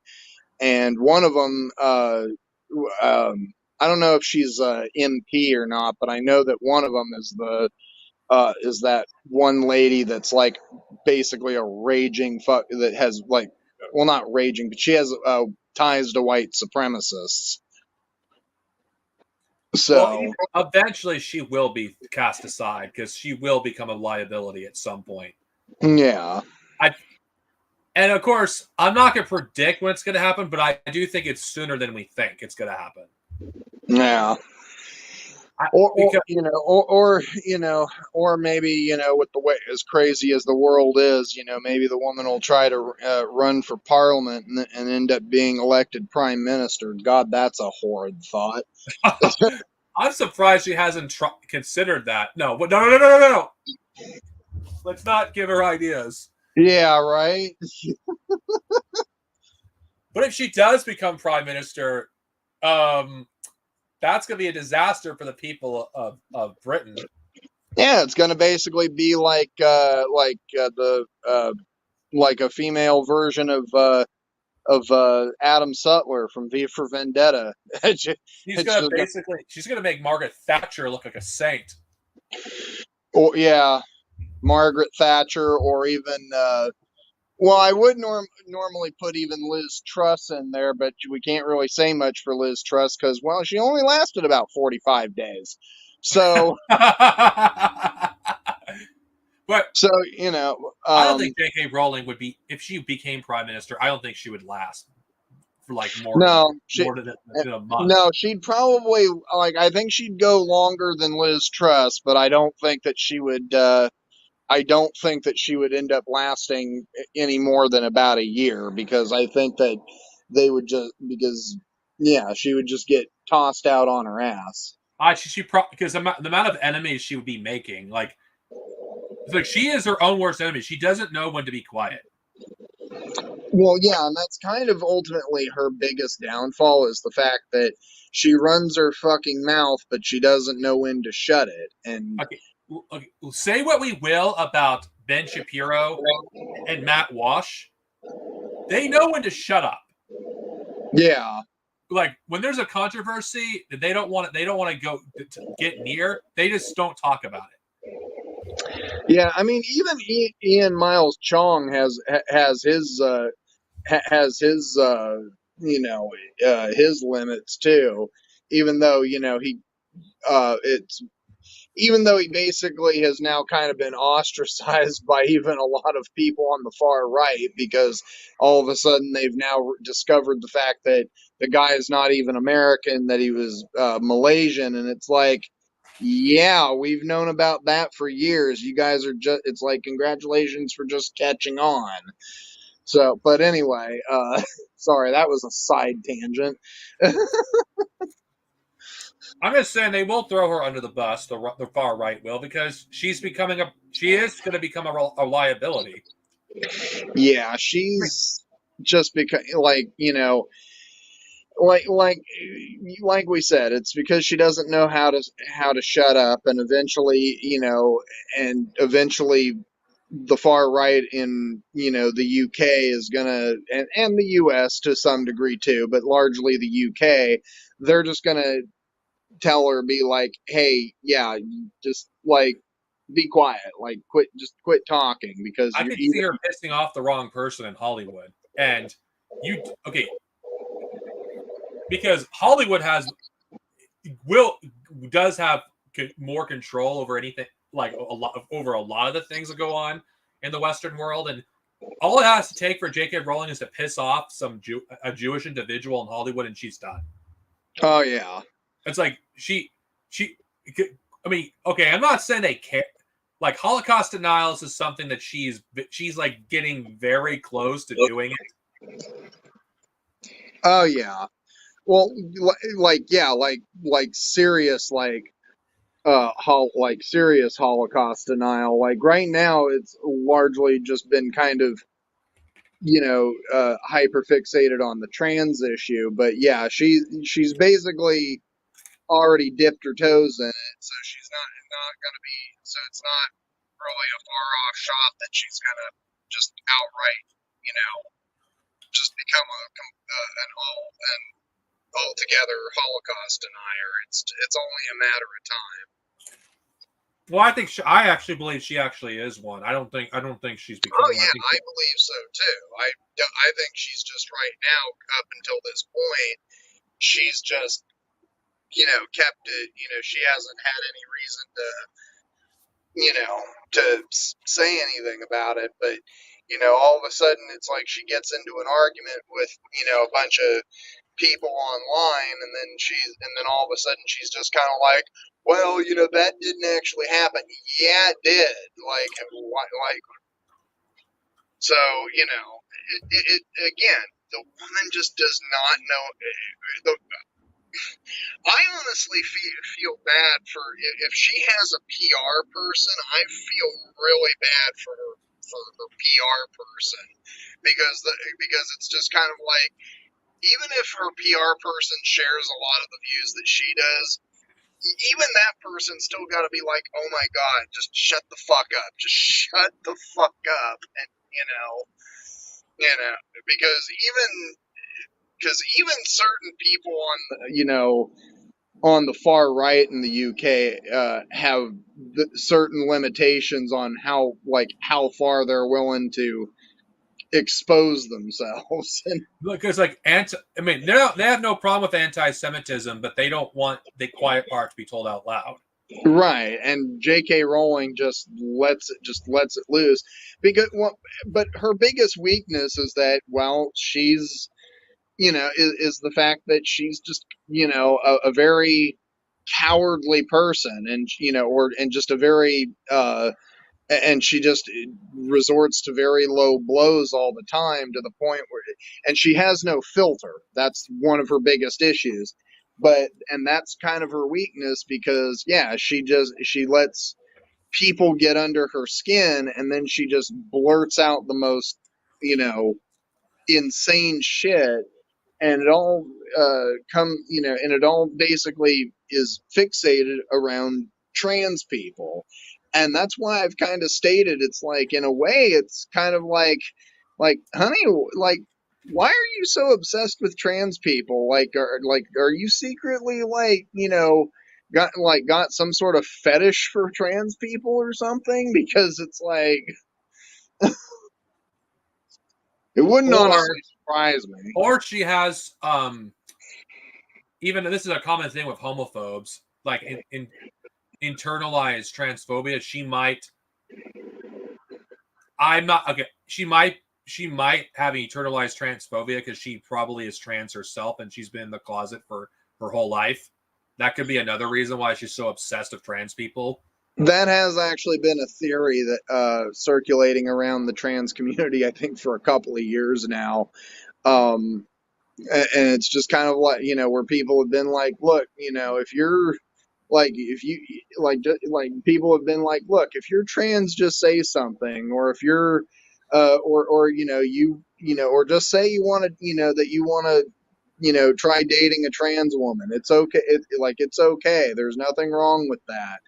But I think a lot of the issues also stem from the fact that, she doesn't. I think to a certain degree she does believe what she does believe, because, I just think that's why I kind of have that theory that she possibly kind of she secretly wants to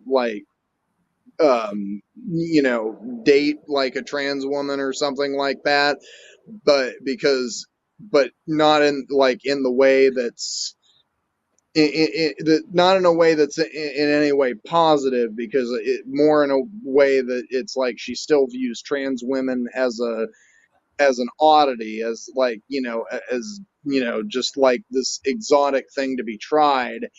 And because she still basically views trans women as, well, let's be honest, she views trans women as still being men.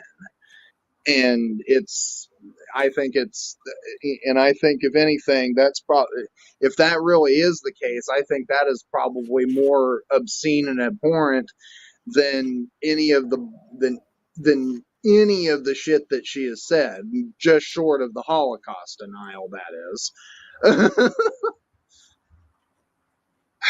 But it's also kind of funny, because if you think about it, we kind of have our own version of J.K. Rowling in America, and her name is Kaya Raichik.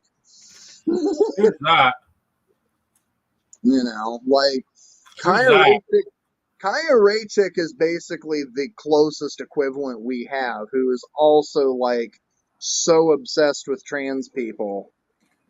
And she's the so Kaya Raichik, for those that don't know, she is the Libs of TikTok lady. Oh, that lady.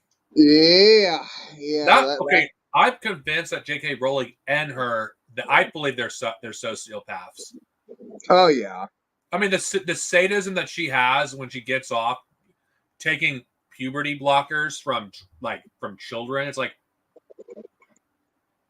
the arrogance and the ignorance of these fucking people. It's like purity blockers have saved lives.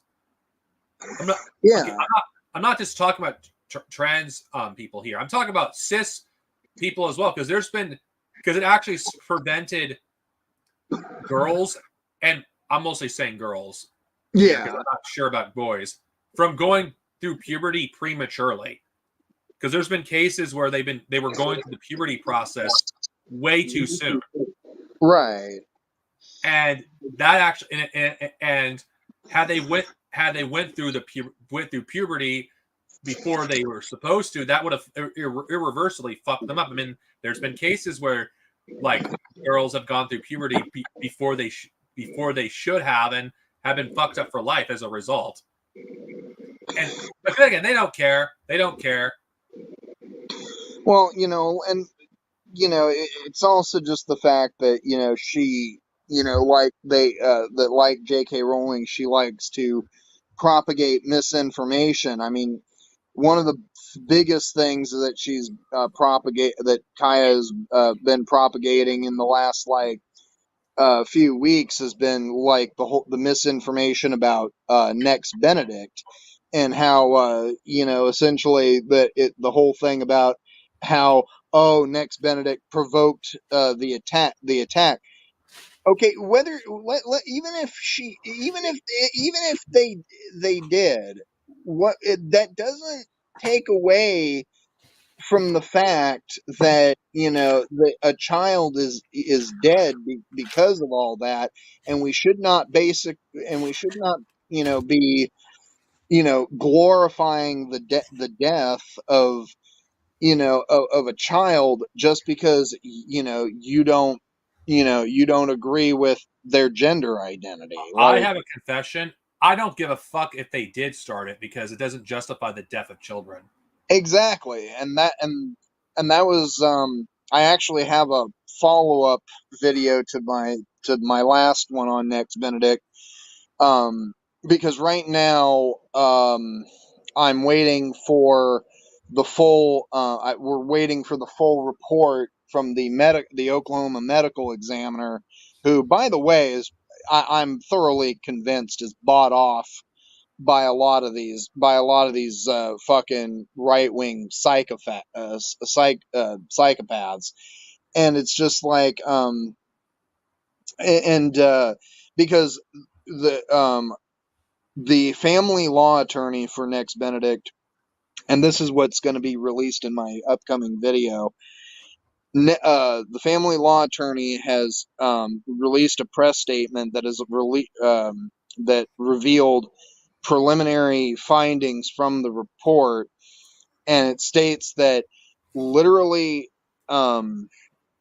Next Benedict suffered a what was it, a right there was a hemorrhage in on the right, like basically the right side of the brain, and there was also a what did they call it, a subglial hemorrhage that was also found.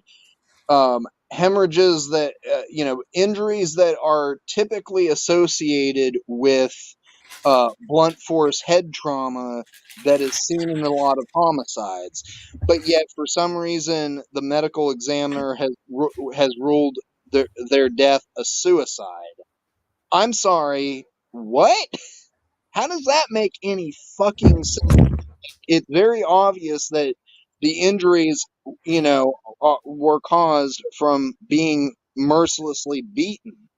So it's just, so yeah, and then and all that does is basically serve to fuel misinformation by the far right, and by people like Kaya Rachik, who are just going to spread that information and use it as cold base fact. It's like, She took a Sophie after like after they died. It's like, what the fuck? right. This is a child. Yeah, like that. I mean, I don't think it's somebody that's wanting to commit suicide is going to voluntarily take themselves to the I mean, they do sometimes, but they're not going to willingly. Like, if they're all intensive for all intents and purposes are wanting to carry out a suicide, they're not going to want to go to the hospital to seek treatment.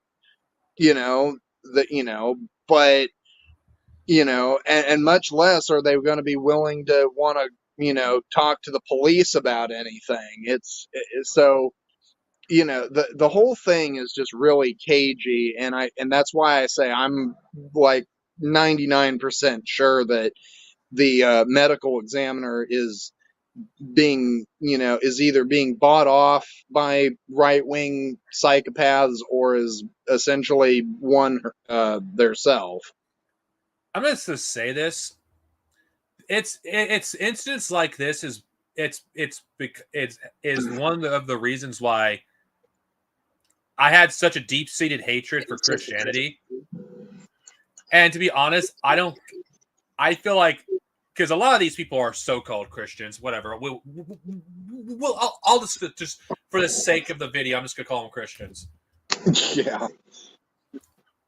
I can never be a Christian because of incidents like this, and the fact that you don't see Christians denounce this sort of thing reinforces like what that I think. I think Christianity as a religion is hateful.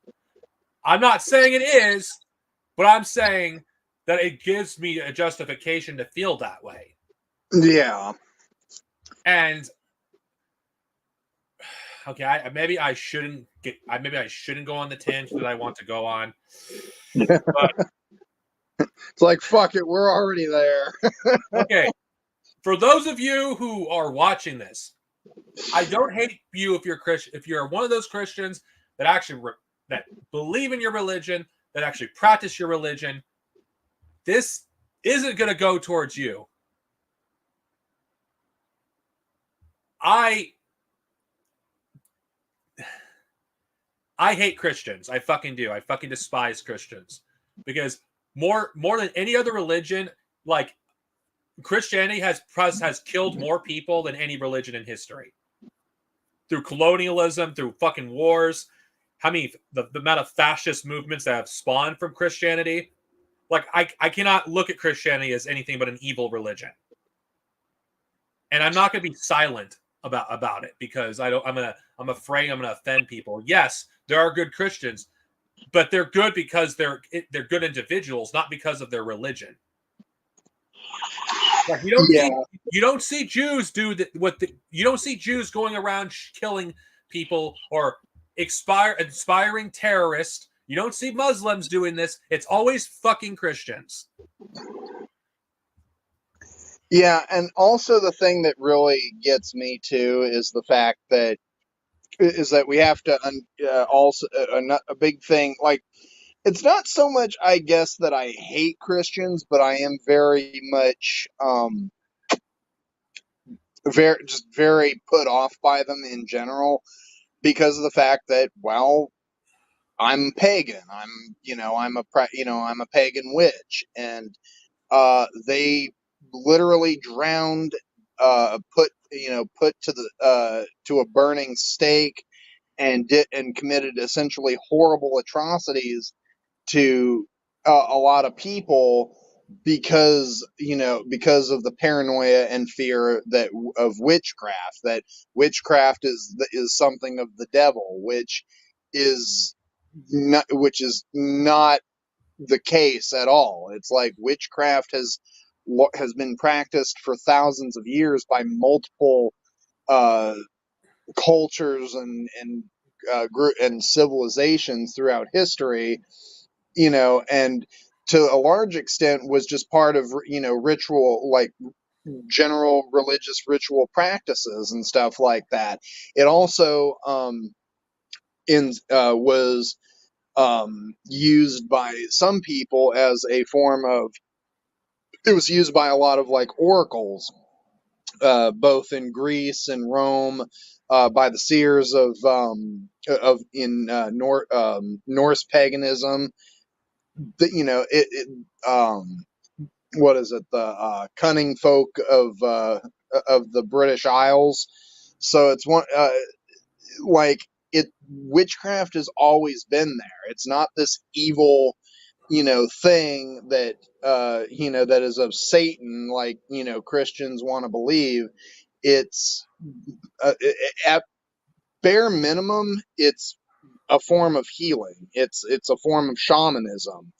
And, but Christians, fear that because they want you to basically be like, oh, put your faith in, in this omnipotent being, this sole omnipotent being. And it's just like, okay, what does it matter if we're putting that faith in one soul being or multiple beings? What's, you know, and not only that, they kind of forget the fact that, supposedly their great prophet, their Lord Jesus, was, was out there performing quote unquote miracles. Uh, Miracles are basically just witchcraft. It's a form, it was basically ritualistic healing.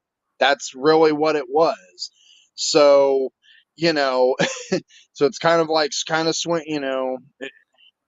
it's just, but they don't, but, of course they're not going they don't put two and two together because they, if they did that again, that would challenge their whole narrative.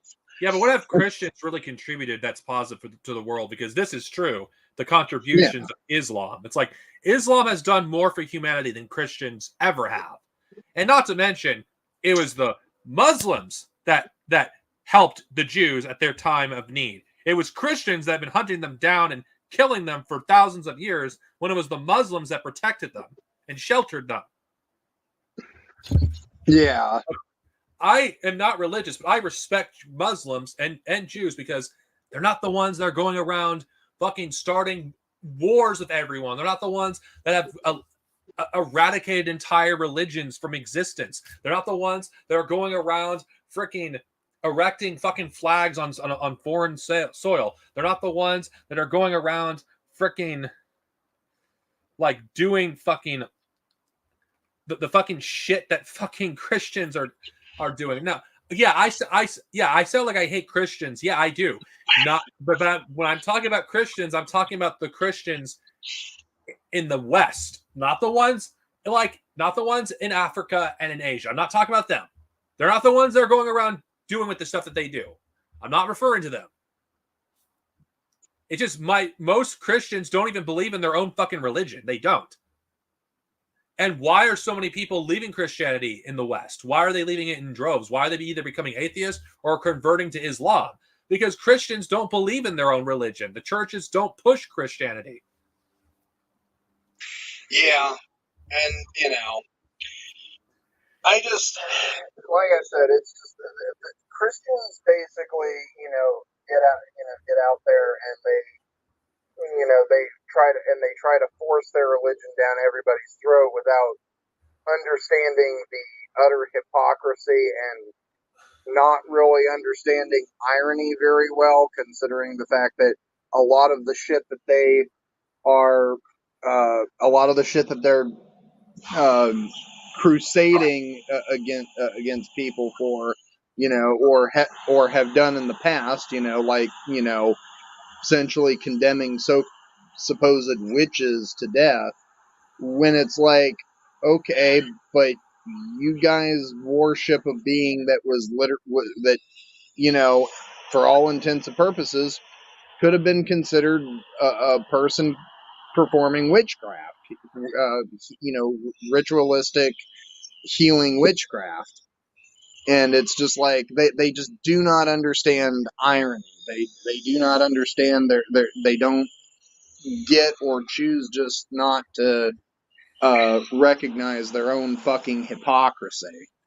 How many beautiful cultures and beautiful stories have we lost in the centuries because of Christianity doing their fucking bullshit in the Americas? How many indigenous tribes, religions, and stories did we lose? How many? Too many to count. Too many that for me to even recall, to be quite honest. So beautiful stories and a beautiful culture gone. I know. It's like, I'm not saying that that Islam has not committed crimes in its past. I'm not saying it's completely innocent, but holy shit, if we're comparing the crimes of Christianity to Islam, Yeah. If we, because let's be honest, capitalism and Christianity, I do think Christianity reinforces capitalism. This is probably something that's not going to make it one of my friends happy, but I have to. Christianity is used in capitalism. Like we could add like the 2 billion count for capitalism to Christianity's body count as well. It's like, I'm sorry, I have to say it how it is. I don't hate Christians as people. I just don't like the institution of Christianity because of their refusal to denounce their heretics. Yeah. Or just, their outright refusal in general to, recognize, just to recognize their own hypocrisy and Well, we're not referring to the Eastern Orthodox or the Greek Orthodox churches. Yeah. We're actually talking about the ones in the West. So we're not talking about those. And then another issue of Christianity is there's 25,000 different denominations. Yeah. And almost all of them are fucking cults. Yeah. Sorry, I'm also responding to Maxwell Glover, who's in the chat, asking what type of pagan I am, and I'm not saying that Islam did nothing wrong, but I'm saying to the scale that Christianity has done, Islam doesn't come close. Yeah. But sorry, to answer Maxwell's question real quick. Yeah, I'm Norse pagan, and yes, I am of a Norse background. My family history I can actually trace back to Rollo of Normandy, who is himself actually born a Dane, and whose family I actually trace back even further. And turns out they actually had come down from basically south central Sweden, and the ancestors before that originated from as far back that I could trace is to about 200 AD was they came from the Kvenland of which is like along the modern day borders of Sweden and Finland. So yes, I am of a Norse background, which is why I kind of honestly get kind of pissed off at white supremacists who, as I like, and I'm just gonna fucking say it, they culturally appropriate and religiously appropriate my culture, my culture, my heritage, my religion, because a lot of these guys that are have who claim to be Odinists and get Odinist tattoos and all these other Norse white, essentially these these Norse symbols that they've taken and essentially have made into hate symbols. A lot of these guys happen to be like what I like to call a European mutt. Basically, they're people of like French or Italian descent or Scots Irish, or they're or something like that. And it's like, okay, maybe you might have some heritage that goes back to Scandinavia or at least to Germany, but let's also keep in mind that Germanic doesn't necessarily, or Germanic doesn't necessarily mean Norse. It doesn't mean that you're necessarily connected to the Vikings, because that's something that people don't really understand, is that the concept of the Danes, the Northmen or Norsemen, that were two different things. They were very similar cultures, but they were two different essentially ethnic groups. Just as the Germanic people of modern day Germany were a completely different group of people as well. And a lot of these fucking dipshits, want to they want to culturally appropriate and religiously appropriate these symbols and that religion for their own hatred and bigotry. And that's the thing that I don't really appreciate, because it's just like you're basically, you're basically using my culture, my heritage, and my religion for something evil. And it's like, I don't, and I find that to be, quite honestly, a very grave offense. Well, fascists cannot create anything of their own. I think I don't know. This is not a token quote, but it's in one of his book, in one of the books in Return of the King. It's like one of the patches in Return of the King that evil can't create anything. Yeah, and I think that's true. Let's see. Hold on, I'm just looking. I don't consider Catholicism a cult. I don't. Without Catholicism, there wouldn't be Christianity. A lot of the offshoots I do consider a cult. Mormonism especially.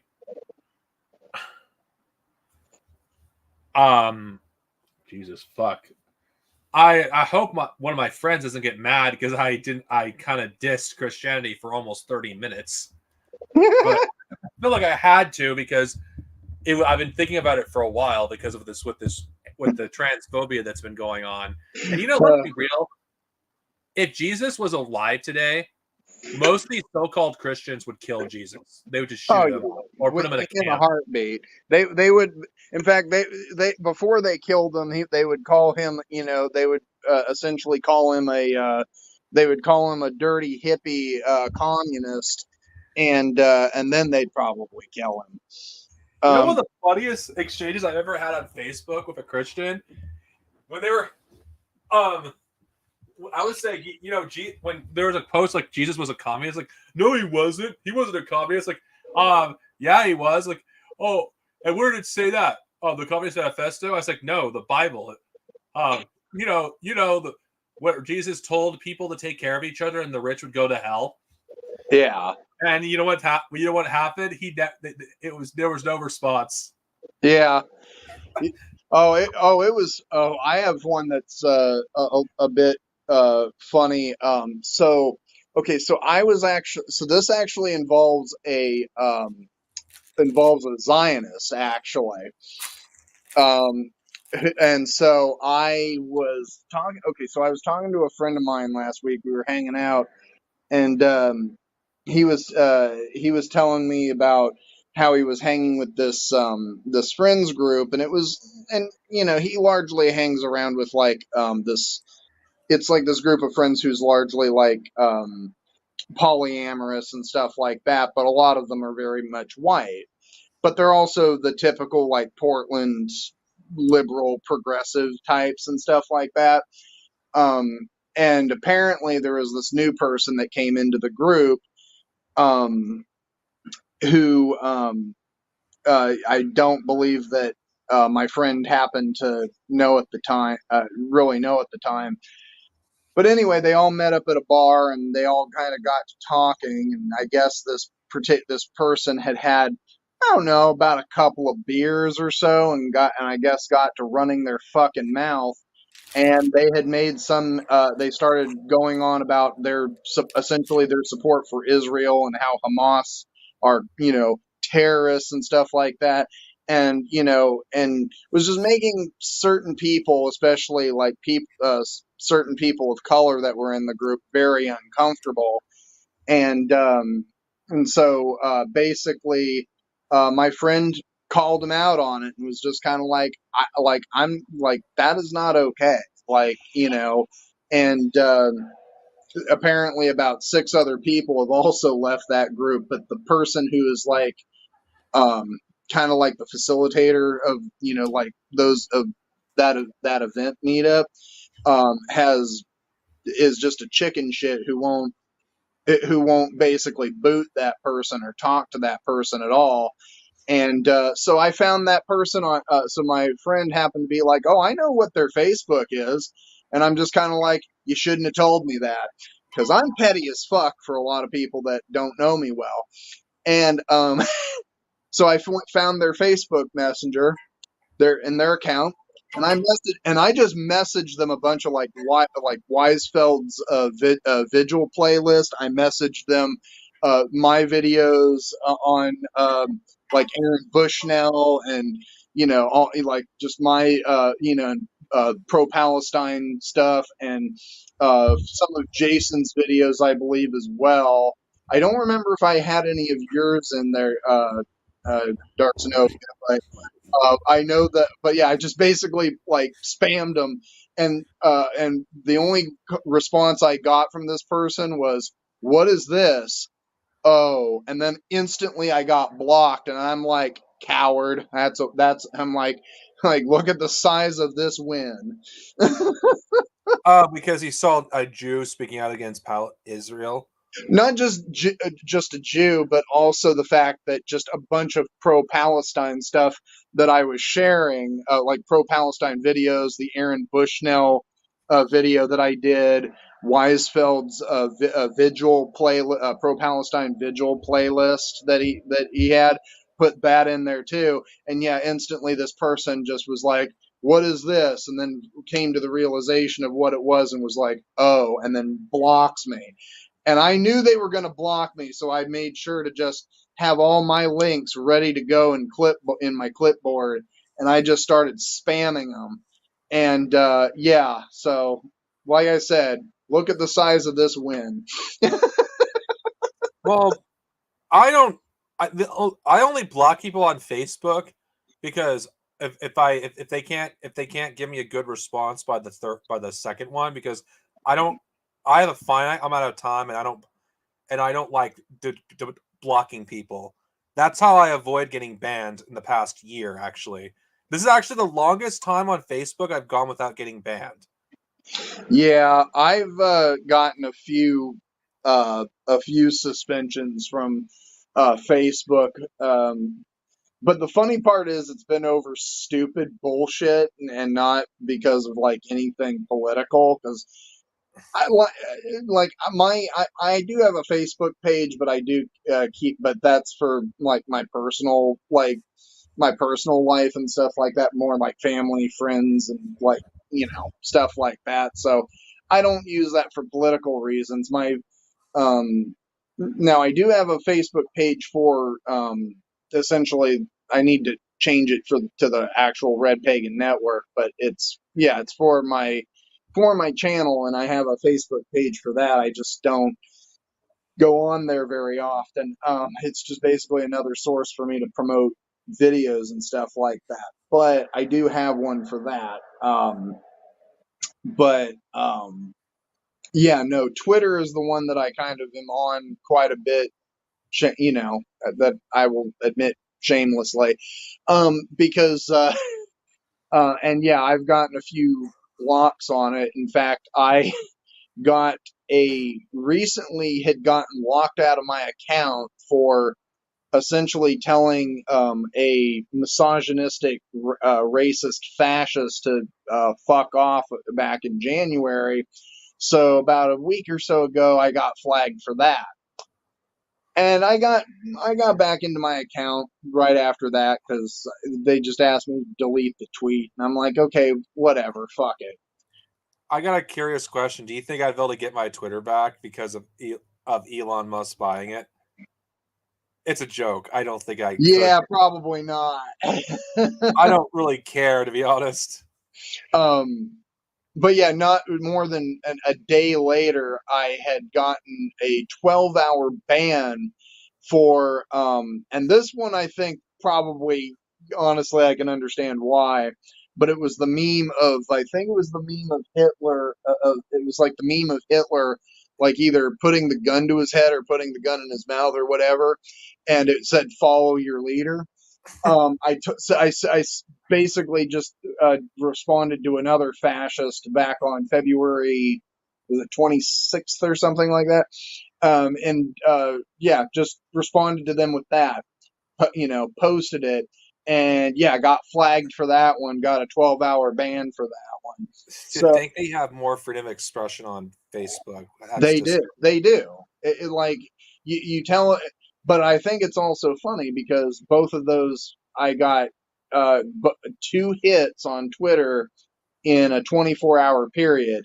And so that was why I took to YouTube and so other social media, being like, I think I might have touched a nerve.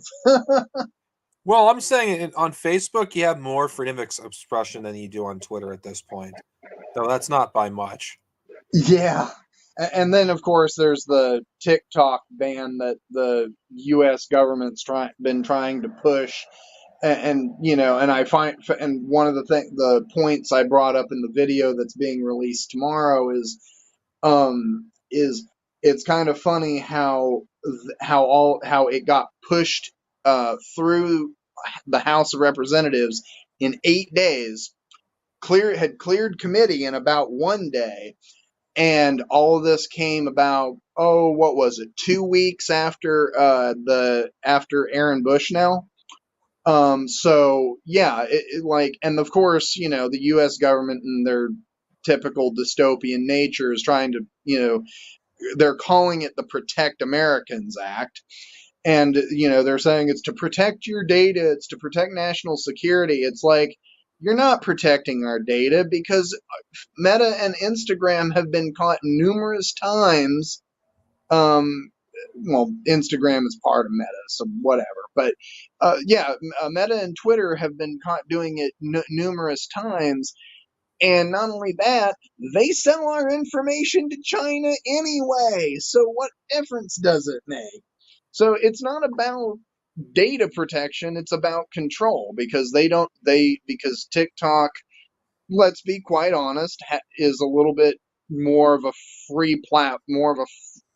it has more freedom to post certain things about what's going on in the world, and brings a lot of people news and information, and quite frankly atrocities that are being committed that normally we wouldn't see on other platforms, that actually get scrubbed from most platforms, including YouTube. I think another one will pop up.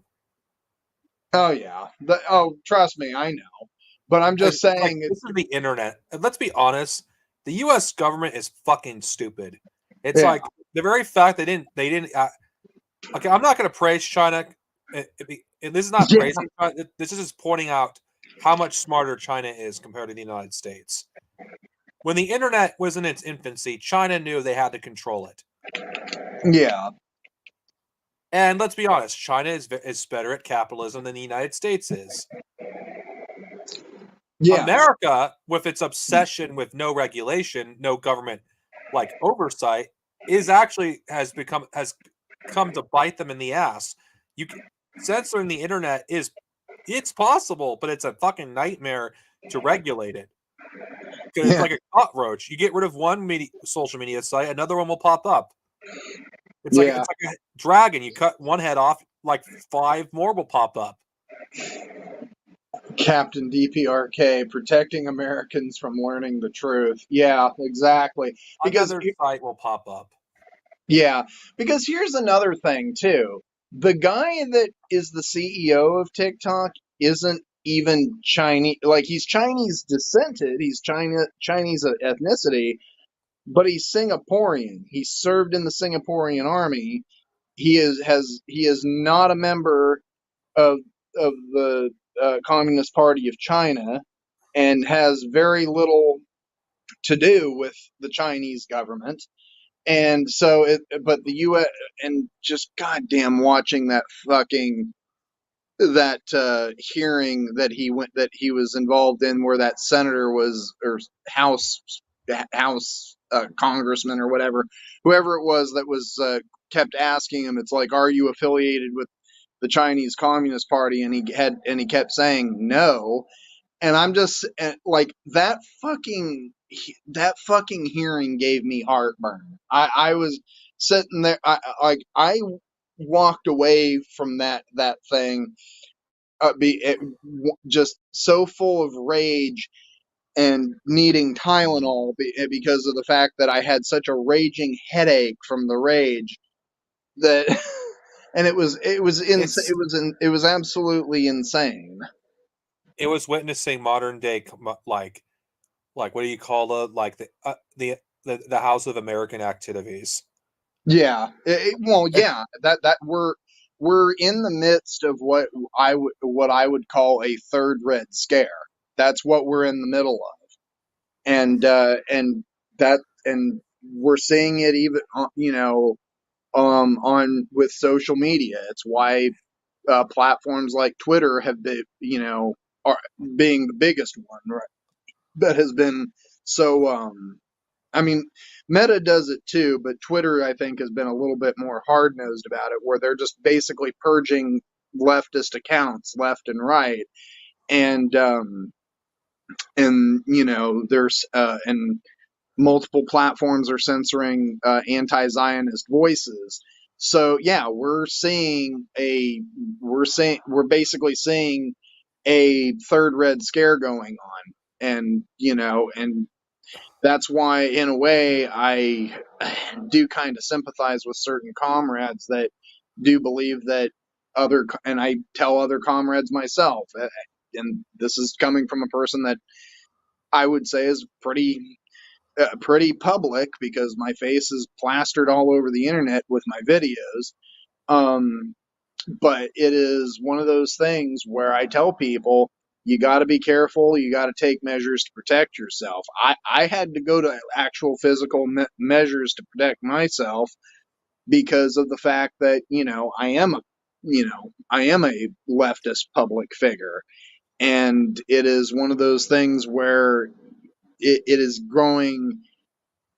I wouldn't say necessarily dangerous yet, but it is growing ever increasingly more hostile. Uh, you know, to we live in a society that's ever more hostile towards leftists, and and right now it's just essentially them trying to scrub accounts and stuff like that off of the internet, and just the fucking typical rhetoric that you get from right wing fascists. But it's going to come to a point, I think, unless people do something, which most people aren't, because let's be real. But it's going to come to a point where, yeah, we're going to have people going before Congress having to testify and defend themselves against accusations of communism, and that we're going to see people, and how we're essentially going to see actual left wing communist groups that are going to be arrested and banned and everything like that. So yeah, that's why I tell people it's like it's like keep pushing, pushing the struggle, keep pushing the message, but be careful because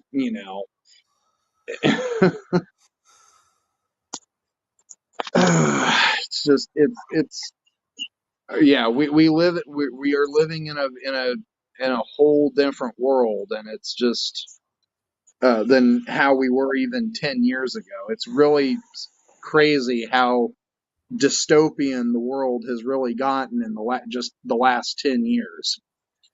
And I So, think our entertainment reflects that. Like science fiction is increasingly like becoming cynical.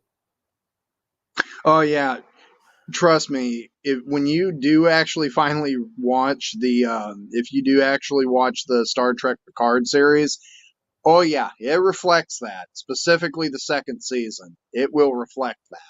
Well, it's kind of hard not to be cynical because we were okay, let's be real. We were promised a brighter and more a bright future, but that's never come. And I kind of feel like those people who were fans of Star Trek, who grew up with Yeah, it, became basically have become disillusioned. yeah. Well, I also don't think that Obama really helped anything either, because he was another one of those he was one of those politicians that, when he came to power, he was, promoting this whole thing of hope and change and, a brighter future.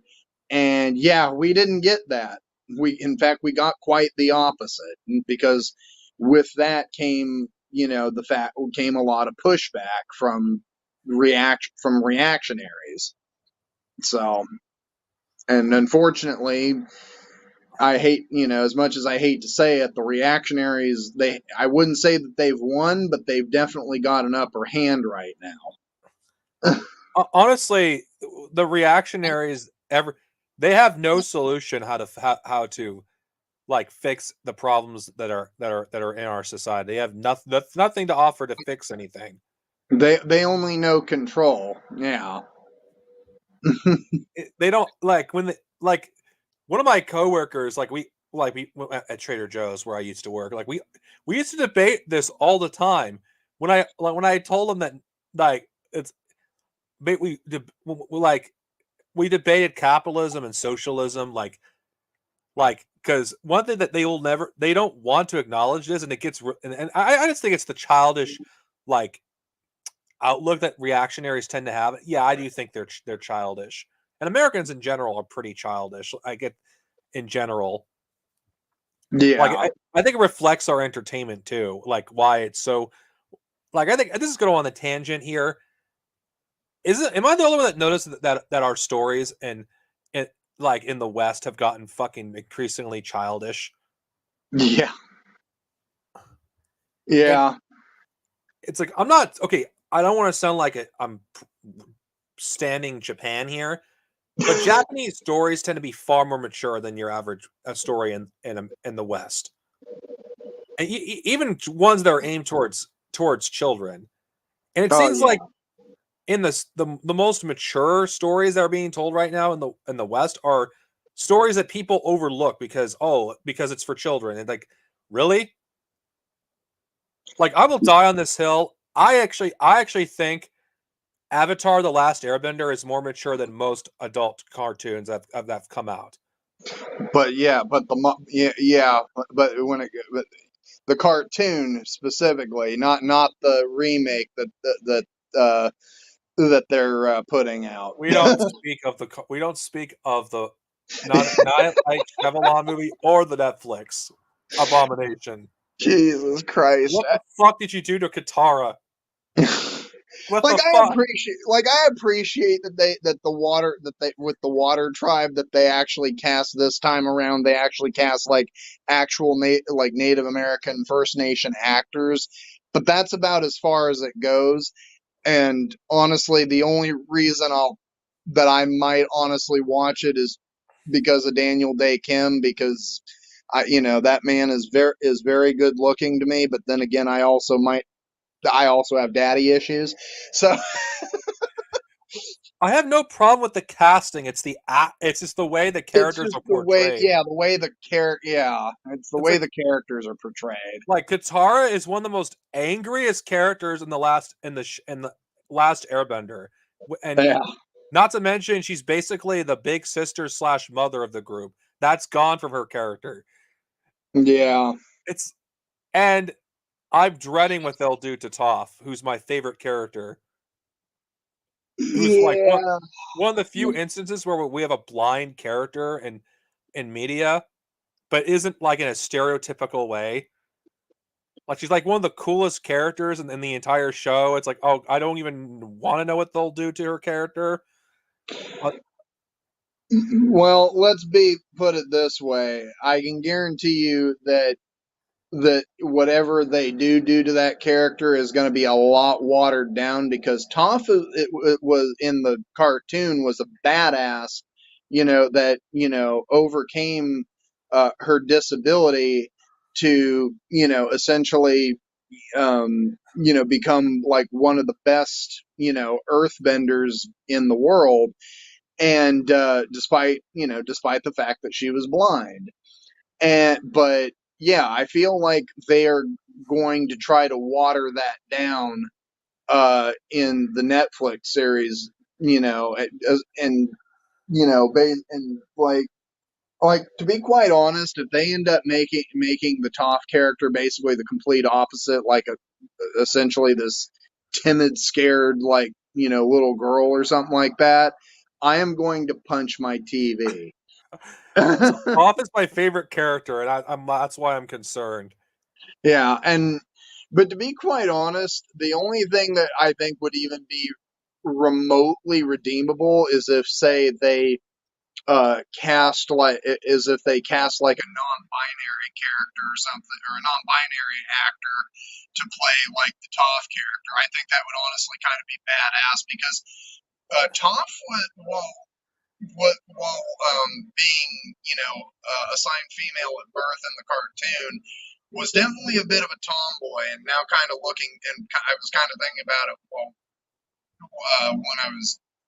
when we were talking about it here, that she kind of did looking back, she kind of gives off non-binary energy in a way, and in a way that would kind of be cool if they ended up writing the character to be, be like non-binary, or something like that. I would that I would love, but I think that might be a little bit too woke for Netflix. I will say this much: fuck Legend of Korra for making her into a cop. Oh God, I know. We don't talk about Legend of Korra. Okay, Legend of Korra. I'll give credit to where credit's due for Legend of Korra. I think it had a great voice cast. The animation was really good. Some of the best, like I've seen in terms of Western animation. Its fight scenes are well animated. I'm got to give it some credit, at least in that department. But oh my god, the second season was like, okay, that was interesting. Season 1 would have been better if it was the only season, because that was the only season they planned out. Yeah. Of course, again, I like Sean Bean's as a voice actor, and I think he did his role as Amon was amazing. Though I feel like when you dive deep into the character, the each theme of each like season, except season 2, there's nothing really to analyze. It feels like a caricature of each critique on each like ideology. Amon's basically communism, at least critiquing communism. Yeah, because he was a hypocrite. It's like, oh wait, he's a non-bender taking away the bending from benders because he's part of basically a movement of people who feel oppressed by benders. Which there's nothing that really said that made it seem that non-benders were oppressed in The Last Airbender, which doesn't make any fucking sense. I wanted to point out that Purple was apparently was mentioning that Toph was actually originally meant to be a male character, which I did not know about. So even more of a reason why I kind of think that that if they're going to do anything special with the Toph character, they ought to make Toph non-binary. I think they made Toph female because they wanted an extra girl. No, they wanted a strong female character at the time. Yeah, I think they wanted the opposite of Katara. I think that's what they wanted, and I think that was a good call. Yeah. Let's see. What? Okay. Oh yeah. The third villain in season 3 was a kind of a caricature of what anarchism is. Anarchists don't want chaos. They're against states in general. Yeah. Not to mention the Empress of the freaking Earth Kingdom was a fucking terrible person anyway. Why are we supposed to feel sorry for her that she was killed by him? I will give credit where credit's due. It actually wasn't afraid to kill off a character on screen, despite it being a kid show. Yeah, it did push the boundaries. And then the 4th season, which was like, wait, what? Is this supposed to be a critique? Is this supposed to endorse fascism or critiquing it? I'm confused. Yeah, I didn't really grasp that at the time because I was at the time that it was running. Let's see, that was about 2005. I think it ran 2005 to like 2008 or something like that. And so I would have been like a middle of the road teenager at the time. So I didn't really think about it back then. But yeah, looking back, Yeah, I kind of see what your point there. Like, because it kind of feels almost like in a way we're supposed to like feel bad for like okay, yeah, Zuko did end up kind of redeeming himself at the end. Like that's all in some degree, I think. But we're supposed to somehow feel bad for like Azula for her losing her bending powers and stuff like that, and well, not her, Ozai. Ozai losing his powers, and essentially Azula just going insane. Um, Well, but it's you could argue that it was kind of ableist because basically she was mentally ill. yeah, she I, was. and it's ableist. I mean, I do see her as a tragic character, but the huge problem with is it felt like they were setting up a fourth season, which never happened. Yeah, Because there was they going to be a fourth season, actually, but it yeah. never took place. And I think that's the issue with Legend of Korra, because it felt like they planned each season was made to be the last, because they weren't sure if they would be renewed for another season. Because Nickelodeon is notorious for canceling shows. Yeah, Nickelodeon shows last an average of about 3 seasons. They did it with Avatar. They did it with well, actually no, Zoe 101 actually got a fourth season. But iCarly that ended up being about 3 seasons. Same I think with Victorious and stuff. Like it was one of those things where all of those shows only lasted roughly about 3 seasons, maybe four if they were absolutely lucky. But yeah,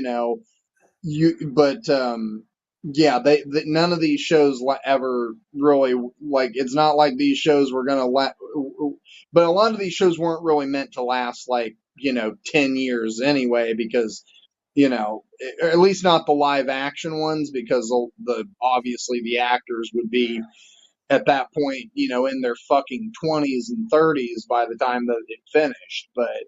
Um so I in a way I understand that, but it's just for like cartoons and stuff like that, like shows like SpongeBob that have been on since the late '90s. Like you don't see that. You're never gonna see that with anything else ever again, because because most Nickelodeon shows, even their cartoons, only last a couple of seasons and then they get canned. The only reason that they still keep SpongeBob around is because, well, in a post Dan Schneider world, SpongeBob's kind of their bread and butter at this point. That's the only thing holding that network together. Case to point, you want to know if you guys want to know why? Like, this is interesting for Nickelodeon. Why each Power Ranger series was 2 seasons when prior to Nickelodeon, it was 1 season for a series. It's because of the contract Nickelodeon has for TV shows.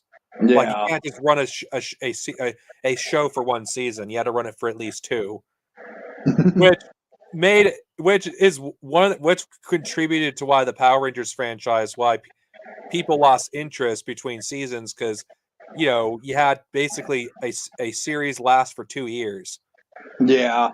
Well, and I also would make the argument too that part of the issue was also came down to the fact that I think it was also just kind of some of the costs and stuff, the travel costs, because they were constantly flying people, I think, back and forth between LA and Orlando, because a lot of back in the '90s specifically, they are most of the shows that were being filmed that were being made by Nickelodeon were being filmed in Orlando, and but then that slowly started to peter out as they moved production back to Hollywood, and but then Nickelodeon's focus was more on it became more about the bottom line. It became more about like just wanting to make more and more profit off of everything. And so, yeah, they instead of it being about the costs of everything, it ended up being just more about profit.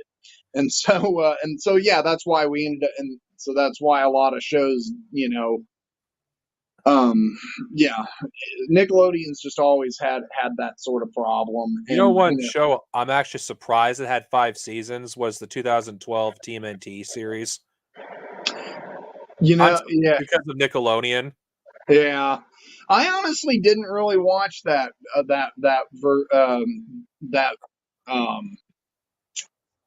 I didn't watch that version of it, honestly. Because I by that point I kind of was like, I think that was when I got really into like my Adult Swim phase, probably. So I think it's a good show, though. This is going to sound biased. I don't think it's as good as the 2003 series. yeah, I saw something. This is on kind of on the subject, but a little off key. I saw a meme it was actually posted by my old high school teacher of all people.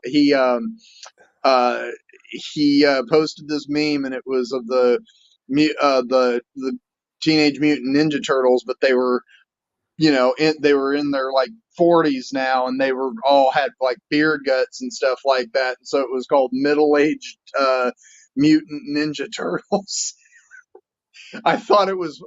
I'm gonna have to find it and send Are it you to talking you. about that Saturday Night Live skit where you had the 87 turtles and they were like in their middle age, and like that was hilarious. Like Michelangelo got a divorce. Raphael was having some like a drug addiction. Oh God! Just It, I just thought it was absolutely. I have a That was confession. absolutely. I wish they made that into a series. To be quite honest, after seeing that meme of the middle-aged mutant Ninja Turtles, I would love to see that honestly made into a TV series. I would just, just because I would love to see like, these guys being in their 40s and kind of having like their like late what was it like their I think it was like the Incredibles 2 or 3 or whatever it was, where it's like, they're washed up, superheroes trying to get back into their suits and struggling to put on the suits because they've gotten fat and old. And I would love to see that. It would be hilarious. No, unfortunately, The Incredibles kind of pushes Iran's ideology. I know. It's like, Well, why did you have to ruin this movie for me? Why? God, yeah, God, it was one of those that I think you and I also had gotten into talking about in our conversation the other day. We got into talking about Zack Snyder movies because my partner and I had just gotten done. Funny enough, that day, just watching, we had gotten about halfway through the Watchmen movie, the 2009 film. And oh my God, we got about halfway through it, and my partner was like, "I'm gonna go take a nap." I like and I'm like, yeah, no, I could use a break too, because the amount of fat, because like you brought up the thing about the fascist propaganda that movie spins and stuff like that Zack Snyder puts in his films and stuff like that.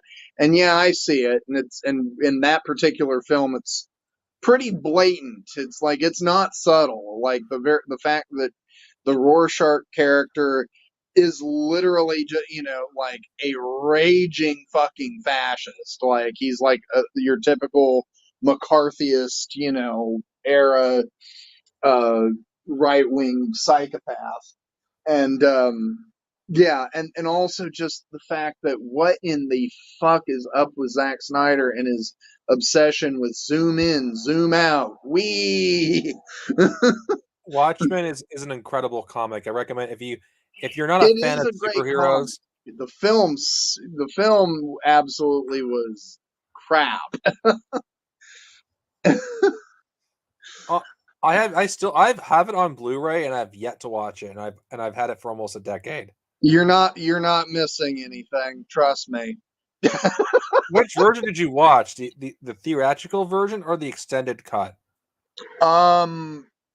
I think I know it was the one that was 2 hour, like 2.5 hours long. So I don't know if that was which one it was It cannot specifically. be as bad as Batman v Superman. Um, Batman v Actually, I will Superman. give you that one. No, it's not nearly as bad. I think I will agree with that one. No, it can't be because Batman v Superman. My partner, I think my partner even said something about it being that Batman v Superman was still worse, but this one was definitely a close, runner up because just Zack Snyder is such a fucking hack of a filmmaker. Like, to call him even a filmmaker, I think is honestly insulting to actual filmmakers because just like I was even saying too to my partner, like this man must walk in to like the production meeting or something like that and be just kind of like it's like I have a vision and I'm going to fulfill it. I'm going to realize this vision.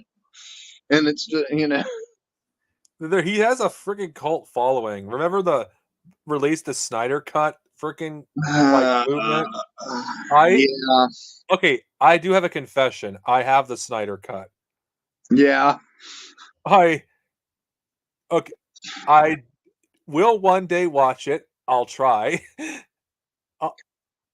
Just to see what it's all about. If you do, we should stream it and turn it into a drinking game and see how long it is before we end up fucking passing out. It's 4 Because fucking hours.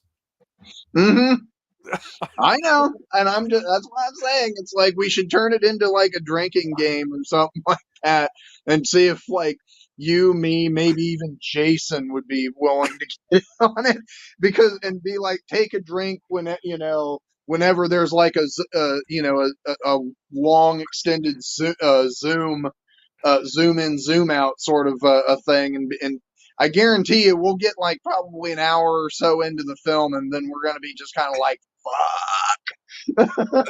How the fuck are you longer the Return of the King?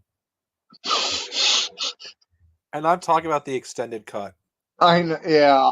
What No, the fuck? No, I love Return of the King, but what the fuck?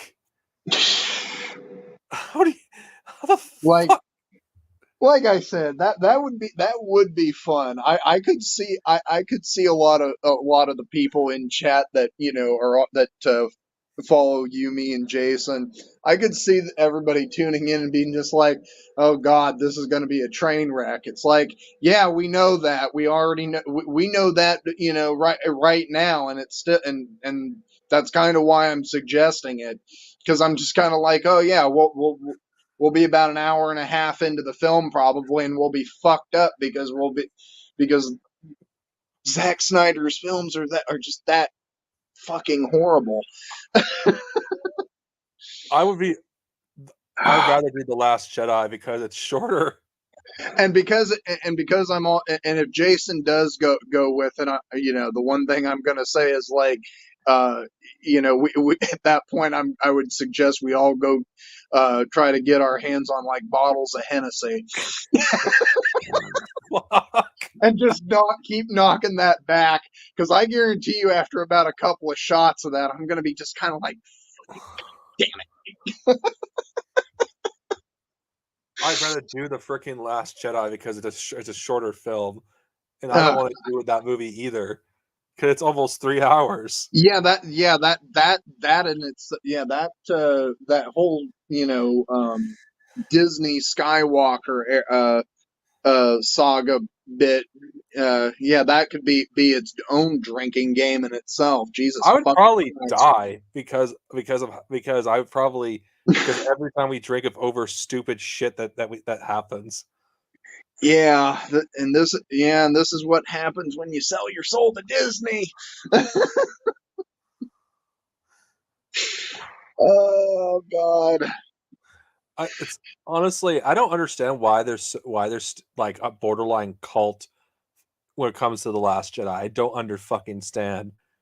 Or really any of those the post like basically any of the like the Disney era. Okay, I can understand maybe the Force Awakens if you're willing to defend it. I can maybe, but the Last Jedi. Okay, I'm speaking from a objectively from a storytelling perspective. It is bad. It completely burns everything to the ground. And I don't care. And I'm just gonna say that I don't fucking care if you prefer Rey as a nobody. Her being a Skywalker was obvious from the very fucking start. And Yeah. changing who she was supposed to be originally to it's like George R. R. Martin said, you don't change something just because some fans figured it out or you think it's gonna be better. Like because the story makes no sense in The Last Jedi. It really doesn't. Why would Luke leave a map on Yeah. fucking if he didn't want to be And not found? only that, it's like, how in the fuck did Palpatine manage to survive? Essentially the equivalent of a fall from like the Empire State Building, and into basically what was a reactor core. Like, how the fuck did he survive that? Okay, in the expanded universe, he use essence transfer, which okay, in the context of the EU that made sense, but in the fucking movies, how the fuck did he do that? Yeah, like none Like of it made any sense. And okay, at least with Dark Empire, which was a comic that was released in the 90s, there's an excuse for that. There was only 3 Star Wars films at the time it was being published. The Star Wars universe wasn't established as like it was when the Rise of Shitwalker came out. So yeah, I'll let it pass. But but Rise of Shitwalker had for over 40 years of Star Wars stories to draw from. uh, And it went from the most laziest choice possible. And I'm this is coming from someone that likes Dark Empire and thought it was a lazy choice. I will be quite honest with you. Like, and this is something that my partner and has agreed with me on, is that I think, quite honestly, basically the Skywalker saga series with under Disney, I think that they probably could have just fit all like the entire story of those 3 films into one, maybe two if they were, if they pushed it. But I think honestly that it would have just been better as one like you know longer like one long feature film, because and even then I still don't know if it would have improved anything really, because it just seemed like there was quite a lot of the elements within it that were just, again, were like filler. It seemed like it wasn't necessary or did anything for the plot or character development. So it's just kind of like, I don't know. I just think that it could have just been, they should have probably just done one like film to be to be all nostalgic, get everybody all nostalgic for a minute, and then been like, this is gonna be it. This will be the final film, and and then be done with it. But no, they had to I don't they I don't think stretched they it out over 3 films, and I think and yeah. I don't even think they should have done the sequels in general. I think they should have set the story a century after Return of the Jedi Yeah, and that would focus have been a lot better. on their descendants and have and deal with the sky and have them and deal with the Skywalker legacy that way. I mean, the comics. I mean, one of the comics, of course. I don't. I have, it take a long time for me to explain, but Cade Skywalker is the last known Skywalker in the galaxy, and he's basically a drug addict, at least the Star Wars equivalent of one. He's fucked up. He wants nothing to do with the Jedi or his family's legacy. Well, and also just the whole thing too is the fact that um, what was it? Yeah, Rey was essentially the daughter of Palpatine and fucking what's his name?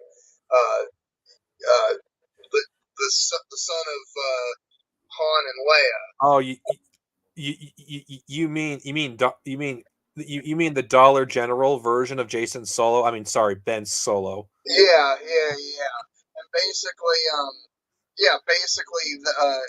he was, a good guy, training to be a Jedi, then became a Sith, and then became a good guy again at, kind of, near the end. And it's just kind of what was the point of all of that? Like, Well, if Adam he, Dry originally Kylo Ren was not going to be redeemed. yeah, Kylo Ren was going to be a reverse Vader. He was going to start off at his most vulnerable, and at the end of his story, he was going to start off at his most dedicated. Sorry, end with him being the most dedicated to the dark side. That's yeah. interesting. And I honestly would have it probably would have been a lot better had they gone that route, honestly, and then just fucking offed his ass at the end. Oh, Um, but we had to cater to the fucking Raylos. yeah, no, I know. Okay, We have to have some sort of soft key romance. We have to have some sort of romance uh bit to it because everything's a fucking romance drama. Yeah, but they already had that with Ray, with Finn. Yeah, they also already had that with Leia and Han in the original series. Like at that point, and technically, and Anakin and Padme, as much as that ended up being very tragic. More of almost a dramatic tragedy.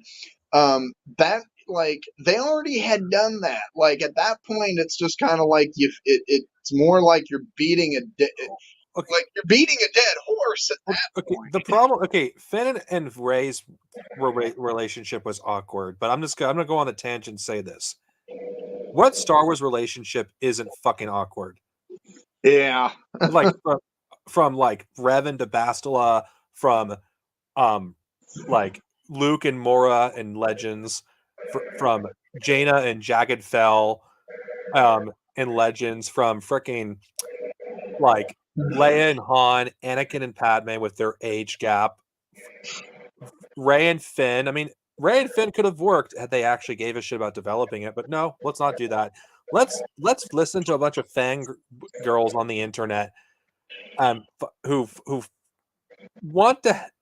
fucking want Ray to end up to be with her abuser. Yeah, I was actually just gonna say that Ray and Kylo's relationship was it was abusive. Let's And be real.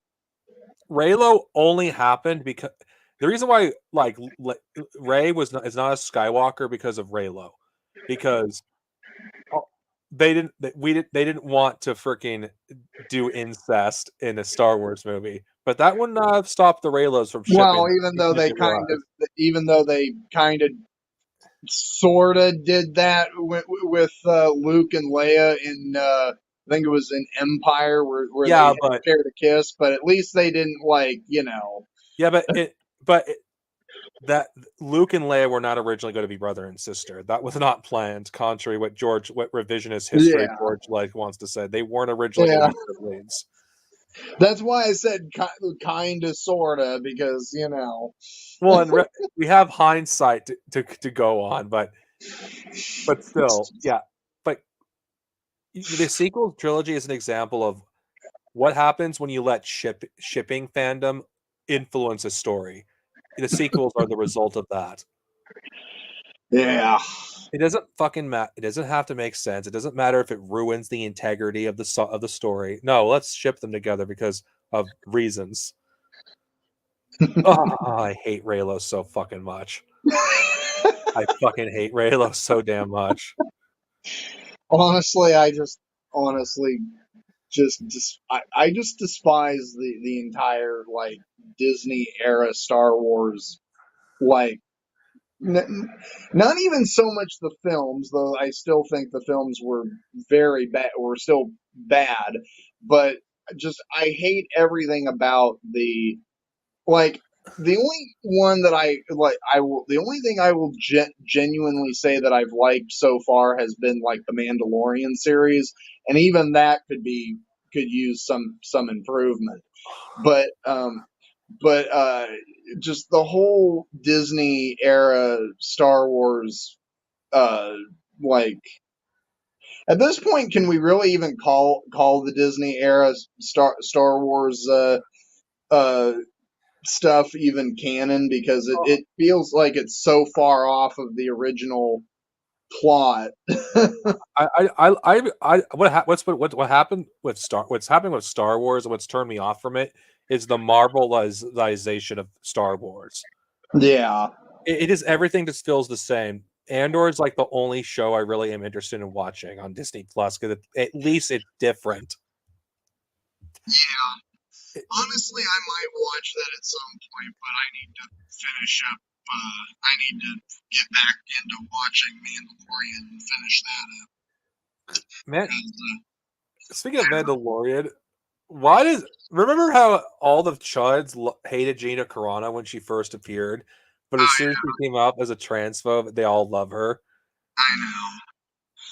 But they love her so much they didn't watch her shitty movie on the Daily Wire.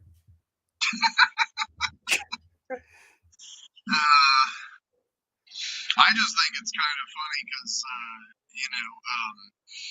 I just am going to be kind of a little bit skeptical because I think they ended up having to change the actors for the Mandalorian because Pedro Pascal went on to do the Last of Us. So I don't think he ended up doing the. I don't think that he's doing the Mandalorian anymore. He's actually still in Mandalorian. They just had to delay season 3. Okay. But yeah, no, it's just he is just a phenomenal actor, and it's just, and I also think it's kind of funny that he's kind of more of a shit milquetoast, maybe even a milquetoast socialist, but he's apparently, yeah. You're breaking up. Oh, sorry. Yeah, can you still hear me? Well, you sound like you sound like you're from like a robot. Actually, I don't know what the hell's going on. Oh, I don't know. Maybe I need to. Well, I'm probably going to be popping off of here in a minute anyway. Well, you want something interesting though about Pedro Pascal? Do you know his family were supporters of Salvador Allende? Yeah, that was actually what I was getting to, because I think not only supporters, but wasn't like Allende like his uncle or something? Like I thought he was like a relative or something. I believe so, but I just find it interesting. It's like maybe that's why the fascists in the Star Wars fandom hate him, because they're all fucking Pinochet supporters. They literally had to yeah. Well, for those who don't know, that yeah, his family had to actually flee after Allende was overthrown, because they were leftists, and and well, the regime that took over would have killed them. And honestly, had they not escaped from Chile, they quite honestly, yeah, we might not, Pedro Pascal, we wouldn't even know who the fuck he was. What's interesting is one of the people in the story group, Pablo Hidalgo's, like he has Chilean ancestry, so it might explain why he did like guillotine memes like years ago. Yeah, because he might have had family that suffered in the Pinochet regime. Also, I think what's really sweet too is that Pedro Pascal's sister is trans. She's a trans woman, and he's very supportive of her. And he's all like been seen, out and about, with her, like shopping, going and getting, a bite to eat. I think she's also an actress too. I'm not sure, but yeah, no, he has a trans sister, and I just think that that's really. And when I first found that out, this was like a couple of years ago, I was just kind of like, really, that's cool, like, and it was when I kind of started looking into like his family history, and and their connections to Allende, and the fact that she was that he's really supportive of his trans sister. I'm just kind of like, you know what? I like this guy. Like, he's actually one of those actors that isn't a fucking that isn't complete like a complete fucking asshole Or a Zionist. or a Zionist or anything like that. Like, he's acting like I was like, wow, no, Pedro Pascal is actually kind of based. Like, And the right, it's like, oh, what he said was much worse than what Gina Carano said. It's like, oh, really? Because he made fun of fucking Trump supporters when Trump lost the election. oh yeah, because because the people that want to call the liberals and the left, they want to call them snowflakes. End up being the right wing ends up actually being the biggest snowflakes of everybody. Remember, every accusation is a confession. Confession, yeah. Guy, I don't care. I love that line from Garak in Star Trek. Well, I think also it's one of those things where it's like, kind of bringing up the TikTok ban again for just a second, and how they're trying to claim it to be protecting Americans and national security. I go by that quote by Picard, where it's like a matter of national. Well, I think it was internal security, but a matter of national security. The age-old cry of the oppressor. Yeah.